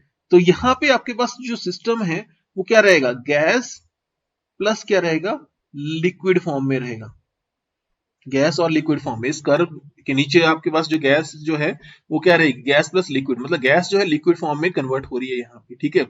और उसके बाद अगर हम देखिए यहाँ पे पॉइंट बी से लेके एक्स तक मूव करता हूं तो ये सिर्फ किस फॉर्म में रहेगा, लिक्विड फॉर्म में ही रहेगी, LiQUID की फॉर्म में ही रहेगी। सेम यहाँ पे लिक्विड की फॉर्म में ही ये रहेगा। देखिए अब यहाँ पे B2X अगर मैं देखूं, यहाँ पे कौन सा पॉइंट B2X में बात करूं तो यहाँ पे क्या हो रहा है, लिक्विड स्टेट एज सच है, लिक्विड स्टेट एज सच है तो वॉल्यूम चेंज क्या होगा, बहुत कम होगा, माइन्यूट डिफरेंसेस आएंगे, बट प्रेशर आपके पास क्या हो सकता है, इंक्रीज कर सकता है, क्योंकि अब आपके पास वॉल्यूम तो मैंने अगर लिटिल से वॉल्यूम भी अगर डिक्रीज कर रहा है तो वो किससे डिक्रीज होगा, by enormous increase in pressure. तो यहाँ पे ये कुछ एक पॉइंट्स आपने एक्सप्लेन करने हैं, ठीक है, कि क्या क्या यहाँ पे हमारे पास हुआ। उसके बाद अगर मैं बात करूं at that is second graph, जो सेकेंड प्लॉट आया दैट इज 294.5 केल्विन पर, तो ये प्लॉट भी आप वैसे एक्सप्लेन करेंगे कि अप टू पॉइंट डी तक तो आपके पास कौन सा, जब मैं बी टू डी गया तो आपके पास यहाँ पे बॉयज लॉ फॉलो हुआ, उसके बाद आपके पास सेम वही डी से लेके सी तक आपके पास लिक्विफिकेशन ऑफ गैस हो रही है, और आपके पास यहाँ पे क्या रहा, गैस प्लस क्या रहेगी, लिक्विड रह गया यहाँ पे, और उसके बाद आपके पास उसके सी से जब मैं वाई की तरफ मूव करा तो गैस लिक्विड स्टेट में रही। लेकिन डिफरेंसेस कहां पे आए हमारे पास, मतलब लॉ तो यहाँ पे वायलेट कहां हुआ, डी से सी के बीच में, अब आपके पास लॉ वायलेट हो रहा है बेसिकली, वॉल्यूम तो चेंज हो रहा है बट प्रेशर आपके पास वहां पे उस टाइम चेंज नहीं हो रहा। आपके पास ये फर्स्ट आ गया, ये पॉइंट सेकंड आ गया, इस तरीके से एक्सप्लेन करेंगे आप। थर्ड पॉइंट में देखिए आप यहाँ पे एट पॉइंट पी, मतलब आप इसको लिख देता हूं एट 304.1 केल्विन, मीन्स टू से अब हम क्रिटिकल प्रेशर, क्रिटिकल टेम्परेचर की बात कर सकते हैं एट दैट पॉइंट। मतलब आपके पास अगर मैं बात करूं 304.1 is kelvin is equal to क्या है यहाँ पे टीसी। अब यहाँ पे 304.1 केल्विन से ऊपर जो है कोई लिक्विफिकेशन नहीं हो रही, क्योंकि आप नोटिस करेंगे यहाँ पे ये गैस है, गैस है तो गैसियस फॉर्म में ये सिस्टम ऊपर निकल गया है, ठीक है, और यहाँ पे अगर नोटिस करेंगे तो गैस है तो गैसियस फॉर्म, मतलब आपके पास क्रिटिकल टेम्परेचर के नीचे आपके पास क्या हुई, लिक्विफिकेशन हुई, क्रिटिकल टेम्परेचर से ऊपर कोई लिक्विफिकेशन नहीं हुई है। तो ये आपने यहाँ पे एक्सप्लेन करना है, और आपके पास फिर आप इस मतलब इस एक्सपेरिमेंट को काफी हद तक एक्सप्लेन कर सक पाए हैं, ठीक है, मतलब कर सके हैं, ठीक है। तो कुछ नहीं है, आपने डिफरेंट रेंजेस में आपने क्या करना है, इन एक्सप्लेनेशन को करना है, और एंड्रयूज एक्सपेरिमेंट से बताना है कि CO2 इज लिक्विफाइबल, और लिक्विफाइबल कब है, जब वो कहां रहेगी, बिलो क्रिटिकल टेम्परेचर रहेगी, और अगर क्रिटिकल टेम्परेचर से ऊपर जाता हूं तो गैस जो है लिक्विफाई कभी नहीं होगी, ठीक है। तो जो कि यहां से क्लैरिफिकेशन मुझे मिल रही है। तो ये था आपके पास एंड्रयूज एक्सपेरिमेंट। चलिए तो अब नेक्स्ट देख लेते हैं, that is relation of critical constants and wonder वाल कांस्टेंट्स।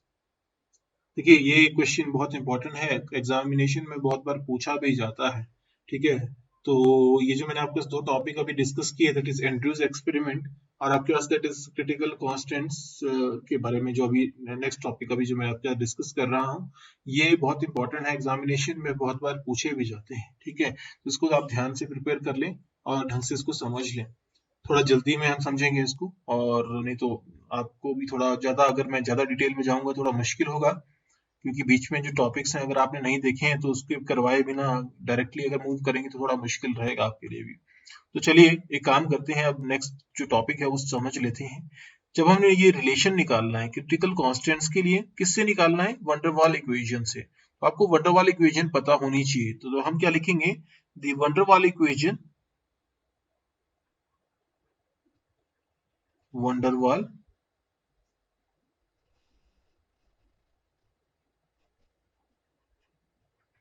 इक्वेशन फॉर किसके लिए, 1 मोल के लिए, 1 मोल ऑफ गैस, ठीक है। ये ग्राफ मैंने पहले ही बना दिया है, उसको मैं अभी बनाने का रीजन बताऊंगा आपको कि मैंने क्यों बनाया है। अभी आप इसके यहाँ पे देख लीजिए जो मैं आपके पास बता रहा हूँ। हमें पता है P प्लस क्या होता है, A ओवर V स्क्वायर, ये आपके पास इक्वेशन मैंने पहले डिराइव कर दी है। V minus B equal to किसके बराबर होता है, RT के बराबर होता है, ठीक है। अब ये जो इक्वेशन है इसको मुझे एक्सपेंड करना है, this is equation number 1। Expanding मतलब P को मल्टीप्लाई करना है यहाँ पे इन दोनों को, फिर a और v स्क्वायर को मल्टीप्लाई करना है v माइनस b से, ठीक है। तो इसको खोलते हैं ब्रैकेट्स को, तो ऑन एक्सपेंडिंग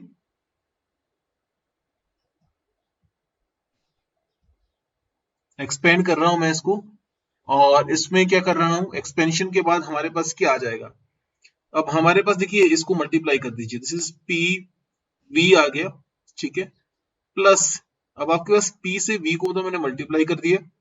अब दूसरा मैं क्या कर सकता हूँ, a ओवर v स्क्वायर से v को मल्टीप्लाई कर सकता हूँ, तो क्या आ जाएगा, a ओवर v आ जाएगा, प्लस अब p से किसको मल्टीप्लाई होगा, b को, तो मतलब अब आपके पास क्या आ जाएगा, अच्छा माइनस का साइन आएगा अब यहाँ पे हमारे पास, तो इसको मैं माइनस में कर रहा हूँ कन्वर्ट, तो इसमें आपके पास क्या आ जाएगा, माइनस का साइन आएगा बीच में, तो माइनस pb और a over v square into minus b, मतलब माइनस ए बी ओवर क्या आ जाएगा, v स्क्वायर इक्वल टू क्या आ जाएगा, आर टी आ जाएगा, ठीक है। ये आपके पास इतना सा बन गया। अब आपने क्या करना है, जो आपके पास ऊपर इक्वेशन बनी है, इस इक्वेशन को v स्क्वायर से मल्टीप्लाई करना है, ठीक है। चलो इसको मैं 2 बोल दिया। अब ऑन मल्टीप्लाइंग मल्टीप्लाइंग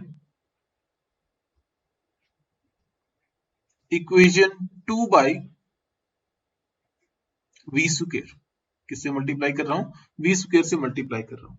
तो आपके पास, आपको पता है, अगर मैं v स्क्वायर से मल्टीप्लाई कर रहा हूँ तो क्या आ जाएगा, pv क्यूब आ जाएगा, प्लस क्या आ जाएगा, a over sorry A B, क्या आ जाएगा आपके पास, ए बी आ जाएगा, क्योंकि v स्क्वायर से v कट गया तो ए बी आ गया, ठीक है, माइनस पी बी इंटू क्या आ जाएगा, v square minus A B equal to R T into क्या आ गया, v स्क्वायर। अब इसको रीअरेंज करना है मैंने, आर टी और v स्क्वायर को दूसरी तरफ लेके जाना है, तो ऑन रीअरेंजिंग अरेंज कर रहा हूं इसको मैं, तो ये क्या बन गया, PV cube plus A B minus PB V square, PB V square, R T यहां पे आ गया तो minus R T V square minus क्या आ गया, ए बी इक्वल टू आ गया 0। अब देखिए, मुझे थोड़ी सी जो टर्म्स है वी स्क्वायर वाली वो इकट्ठी करनी है, तो चलिए इनको इकट्ठे कर देते हैं। तो पीवी क्यूब तो ऐसा रह गया, प्लस इसको ले लेता हूं पहले, इसको मैं बाद में लिखूंगा ए बी, क्योंकि स्क्वायर की टर्म पहले लिखनी है, मैंने डिसेंडिंग ऑर्डर, जो पावर्स का डिसेंडिंग ऑर्डर है उसमें मैं चल रहा हूं। तो अब आपके पास क्या आ गया, वी स्क्वायर बाहर आ गया, और वी स्क्वायर जो आया वो कौन सा आया, माइनस का है, इसलिए यहाँ पे क्या आ गया, minus,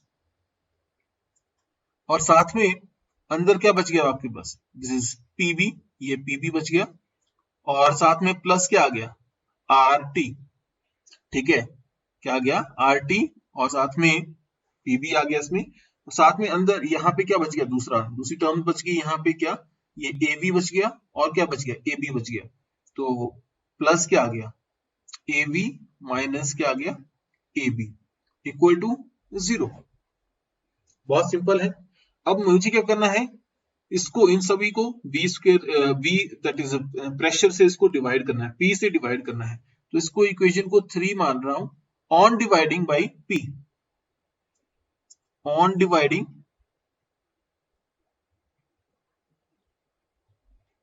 equation 3 by p, divide कर लीजिए, जब p से डिवाइड कर रहा हूं तो क्या आ जाएगा, ओनली v क्यूब, क्योंकि p तो कैंसिल हो गया, माइनस v स्क्वायर, अंदर क्या आ जाएगा, ओनली b आ जाएगा, प्लस क्या आ जाएगा, आर टी ओवर क्या आ जाएगा, p plus A B over क्या आ जाएगा, p minus A B over क्या आ जाएगा, p इक्वल टू 0।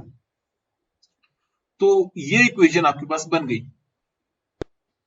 तो आपके पास ये इक्वेशन आपके पास बन गई। इस इक्वेशन को मैं इक्वेशन नंबर 4 लिख देता हूं, इक्वेशन काम की है आपके लिए, जो इक्वेशन है ये इक्वेशन आपके आगे काम आने वाली है बहुत, ठीक है, तो उसको हम यूटिलाइज करेंगे। अगर मैं इस इक्वेशन की बात करता हूं, इक्वेशन 4, तो this is a cubic equation, ठीक है। इक्वेशन 4 जो है is a cubic equation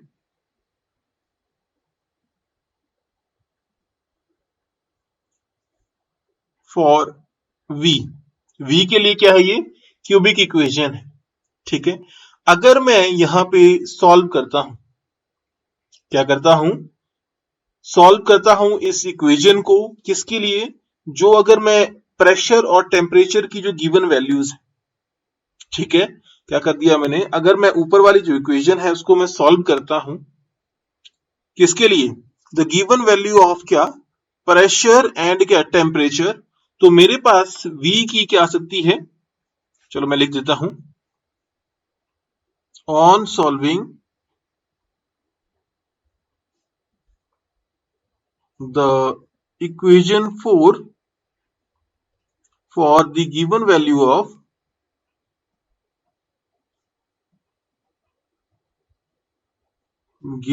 of what, pressure and temperature, then we will have 3 real values, या तो 3 रियल वैल्यूज होंगी उसकी, और 1 रियल एंड 2 इमेजिनरी वैल्यूज होंगी,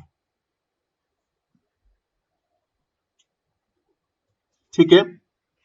अब आपके पास मैं क्या करता हूं, ये जो आपके पास कांस्टेंट्स हैं, कौन से, ये कांस्टेंट a और कांस्टेंट v, इनकी वैल्यू सब्स्टिट्यूट कर देता हूं, एक्सपेरिमेंटल वैल्यूज, मतलब अभी मैं यहां पे सब्स्टिट्यूट नहीं करूंगा, आपको बता देता हूं कि जब मैं when we substitute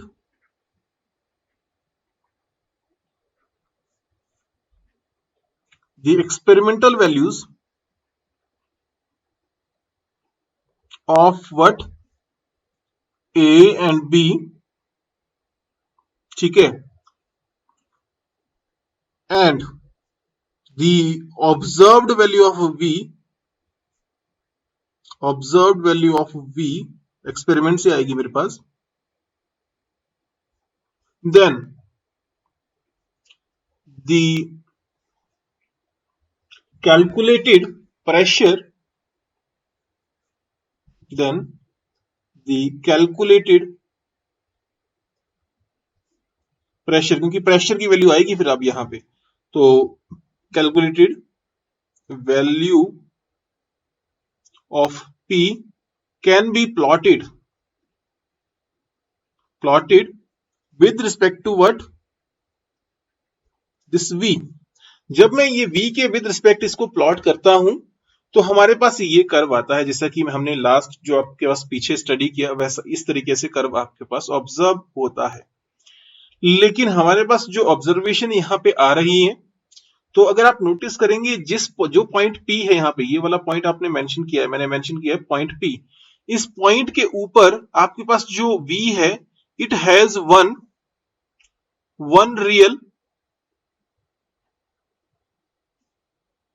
and 2 imaginary values हैं। लेकिन इस पॉइंट P से अगर मैं नीचे चलता हूं, तो इसके पास 3 रियल वैल्यूज है, 1, 2 एंड 3, ये 1, 2 एंड 3, ये आपके पास वैल्यूज हैं, ठीक है। लेकिन अगर हम जब इस वैल्यूज को प्लॉट करते हैं यहां पे, तो हमारे पास एक कर्व आ रहा है, देखिए आपके पास ये कर्व आ रहा है, कौन सा, ये वाला कर्व, देखिए ये कर्व आ रहा है, ठीक है। तो ऐसा कर्व आपने वहां पे ऑब्जर्व नहीं किया गया था।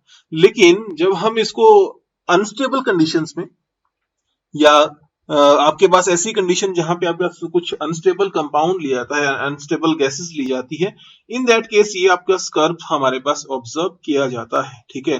तो हमारे पास यहाँ पे कितनी 3 रियल वैल्यूज ये ऑब्जर्व की जाती हैं, ठीक है। तो आपने इसमें थ्योरी लिखनी है, तो आप इसमें लिख सकते हैं कि हमारे पास जो अब जैसे critical temperature and critical pressure की बात करता हूं, क्रिटिकल प्रेशर पे से ऊपर आपके पास जो है, जो सिस्टम है, वो पोजेस कर रहा है 1 real value of V and 2 imaginary value, and नीचे अगर मैं बात करूं तो वो तीनों की तीनों क्या कर रहा है, रियल वैल्यू पोजेस कर रहा है, और साथ में V की वैल्यू है भी क्या, पॉजिटिव रह रही है, ठीक है। V की वैल्यू क्या रह रही है, पॉजिटिव रह रही है, ठीक है।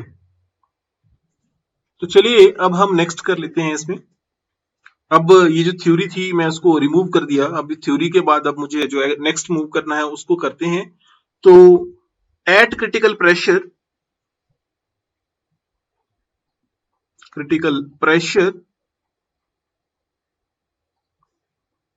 we will have the critical volume also. We will have the critical volume also.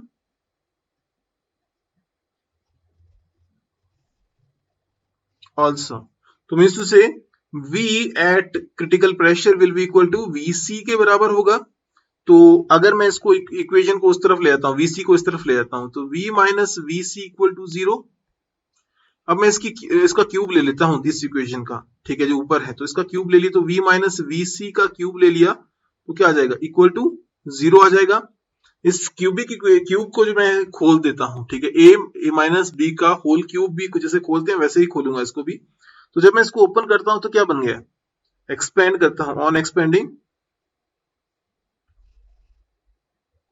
Expand कर रहा हूं मैं इस इक्वेशन को, तो क्या आ गया, this is V cube minus, अब आपके पास यहाँ पे वीसी क्यूब भी लिख सकते हैं आप, ठीक है, पहले वो आपकी इच्छा है जो भी आपने लिखना है, ठीक है, वीसी क्यूब लिख लिया।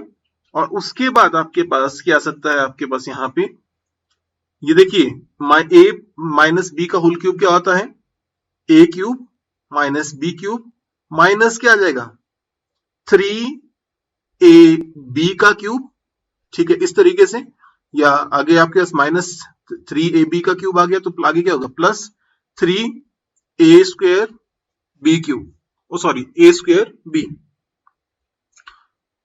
ए प्लस बी का whole cube equal to a minus b का whole cube equal to a cube minus b cube minus 3, देखिए ये ए है और ये बी, ये प्लस का आएगा स्क्वायर, और साथ में माइनस 3 ए स्क्वायर बी आएगा, ठीक है। इस तरीके से हमने एक्सपेंड करना है यहाँ पे इस इक्वेशन को, ठीक है।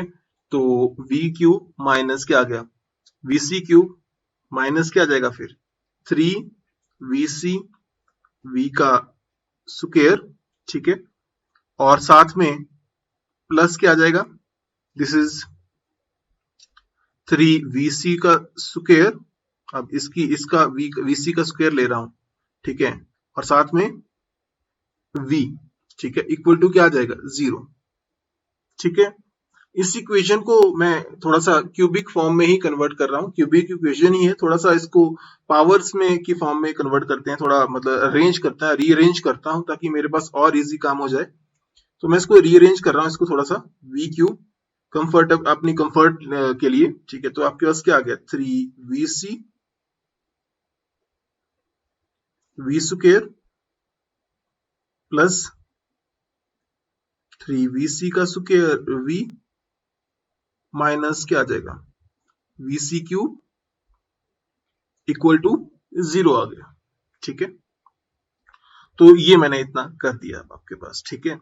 अब मैं क्या करता हूं, जो इक्वेशन 4 मेरे पास बनी है, ये वाली इक्वेशन, इस इक्वेशन में मैं क्या कर रहा हूं, जो प्रेशर और टेम्परेचर है उसको पीसी और टीसी की फॉर्म में लिख रहा हूं, मतलब क्रिटिकल प्रेशर और क्रिटिकल टेम्परेचर की फॉर्म में इसको लिख रहा हूं, कौन सी इक्वेशन 4 को, ठीक है। तो मतलब सब्स्टिट्यूटिंग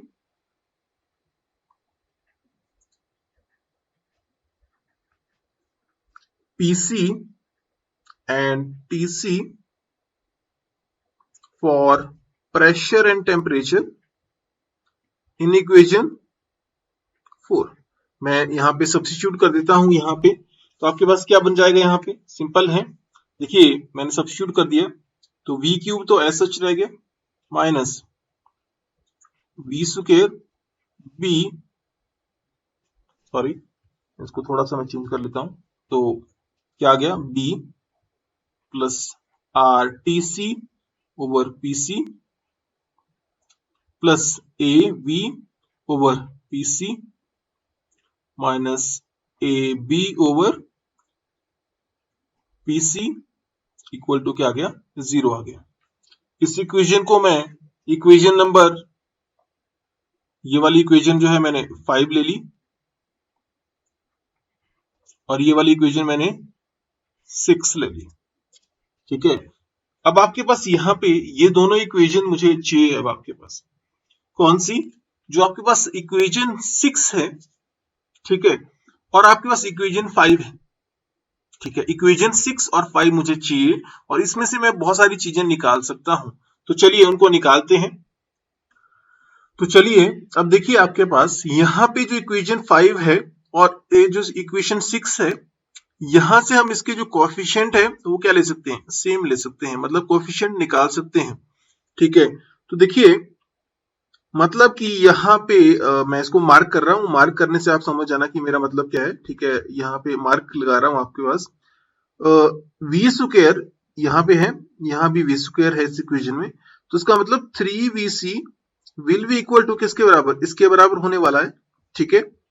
और यहाँ पे v की टर्म देखती है, देखिए यहाँ पे v है और यहाँ पे a ओवर pc है, तो इसका मतलब ये v और v सेम है, तो यहाँ पे a ओवर pc किसके बराबर होगा, this will be equal to किसके बराबर, this is will be equal to 3vc का स्क्वायर के बराबर होगा, ठीक है। और अगर आपके पास ये है तो हम इसको यूटिलाइज कर सकते हैं आगे, ठीक है। तो चलिए इसको यूटिलाइज कर लेते हैं अब हम आगे, ठीक है। कैसे, एक चीज और मैंने आपको बतानी है, दिस इज क्या, vc क्यूब, ठीक है। इसका कोई कोएफिशिएंट नहीं है तो इसका मतलब किसके बराबर होगा, ए बी ओवर पीसी के बराबर होगा, ठीक है।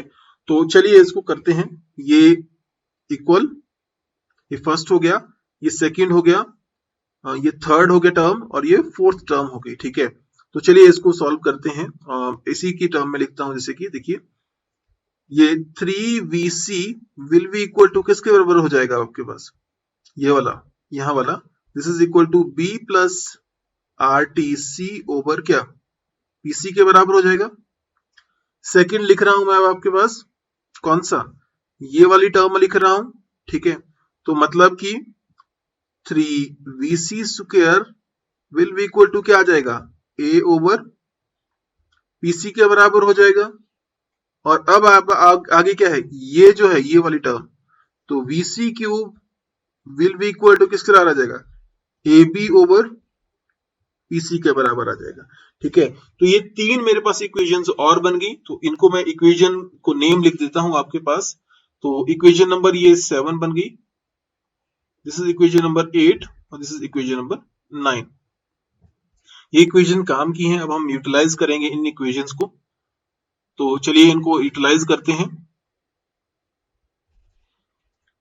देखिए एक काम करते हैं, जो आपके पास इक्वेशन है कौन सी, चलिए ऑन डिवाइडिंग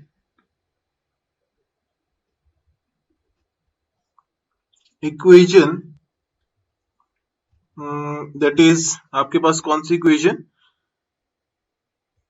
ये दोनों डिवाइड करनी है, ठीक है। कौन सी, 8 कर लेता हूं चलो मैं, 8/9, ठीक है। अगर 8 को 9 से, वैसे 9 को 8 से करूंगा ज्यादा बेटर रहेगा, आपके पास इजिली सॉल्व हो जाएगा, ठीक है। एक काम करता हूँ 9 को इजिली 8 से ही कर देता हूँ डायरेक्टली, ताकि मेरे पास फिर मुझे इंटर कन्वर्जन ना करनी पड़े। तो देखिए क्या आ जाएगा, vc क्यूब ओवर क्या आ गया 3vc का स्क्वायर इक्वल टू, अब vc क्यूब क्या था, ab ओवर pc था, इनटू क्या हो गया, उल्टा हो गया, pc ओवर क्या आ गया, a आ गया, कहां से, यहां से, ठीक है। तो अब आपके पास कट क्या रहा है, यहाँ पे a से a कट गया, pc से pc कट गया, ठीक है। आपके पास क्यूब से स्क्वायर कट गया, बचा क्या आपके पास, vc will be equal to किसके बराबर आ गया, दिस इज 3b। तो हमने क्रिटिकल वॉल्यूम की वैल्यू निकाल दी है, ठीक है। किसकी वैल्यू निकाल दी है, क्रिटिकल वॉल्यूम की वैल्यू अभी निकाल दी है, ठीक है। तो इस इक्वेशन को भी हम नेम कर देते हैं इक्वेशन नंबर 10। तो चलिए सब्स्टिट्यूट करते हैं अब आगे। ये जो मैंने आपके पास पीछे जो आपके पास इक्वेशन थी उसको इकट्ठे करके लिख दिया है, क्योंकि मेरे पास स्पेस अब आगे फिर यूटिलाइज हो जाएगा। स्पेस को यूटिलाइज करने के लिए मैंने थोड़ा सा इसको इक्वेशंस को इकट्ठे करके लिख लिया। नेक्स्ट करते हैं सब्स्टिट्यूटिंग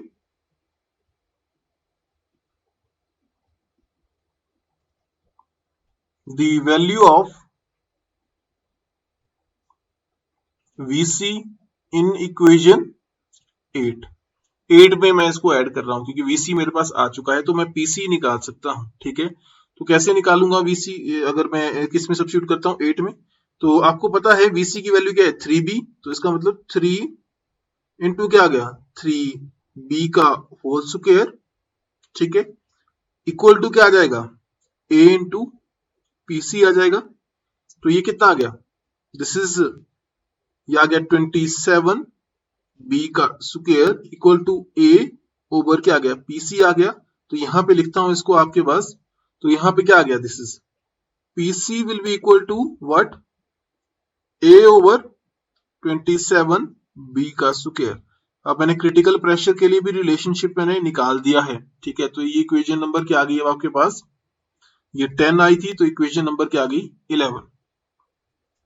तो अब आपने ये क्या निकाल दिया? ये निकाल दिया आपने कौन सा? ये निकाल दिया आपने, दिस इज क्रिटिकल प्रेशर निकाल दिया। ठीक है, अब अगला काम है हमारा क्या निकालना? क्रिटिकल टेम्परेचर निकालना है। तो क्रिटिकल टेम्परेचर निकालने के लिए हमारे पास इक्वेशन नंबर कौन है? 7। ठीक है, कौन सी है? इक्वेशन नंबर 7 है। अगर मैं इस इक्वेशन नंबर 7 में कौन सी पीसी और वीसी की वैल्यू सब्स्टिट्यूट कर देता हूं तो मेरे पास टीसी अपने आप आ जाएगा। ठीक है, तो on substituting the values of VC and PC in equation 7। तो चलिए सब्स्टिट्यूट करते हैं यहां पे। तो 3 इंटू वीसी की वैल्यू क्या थी?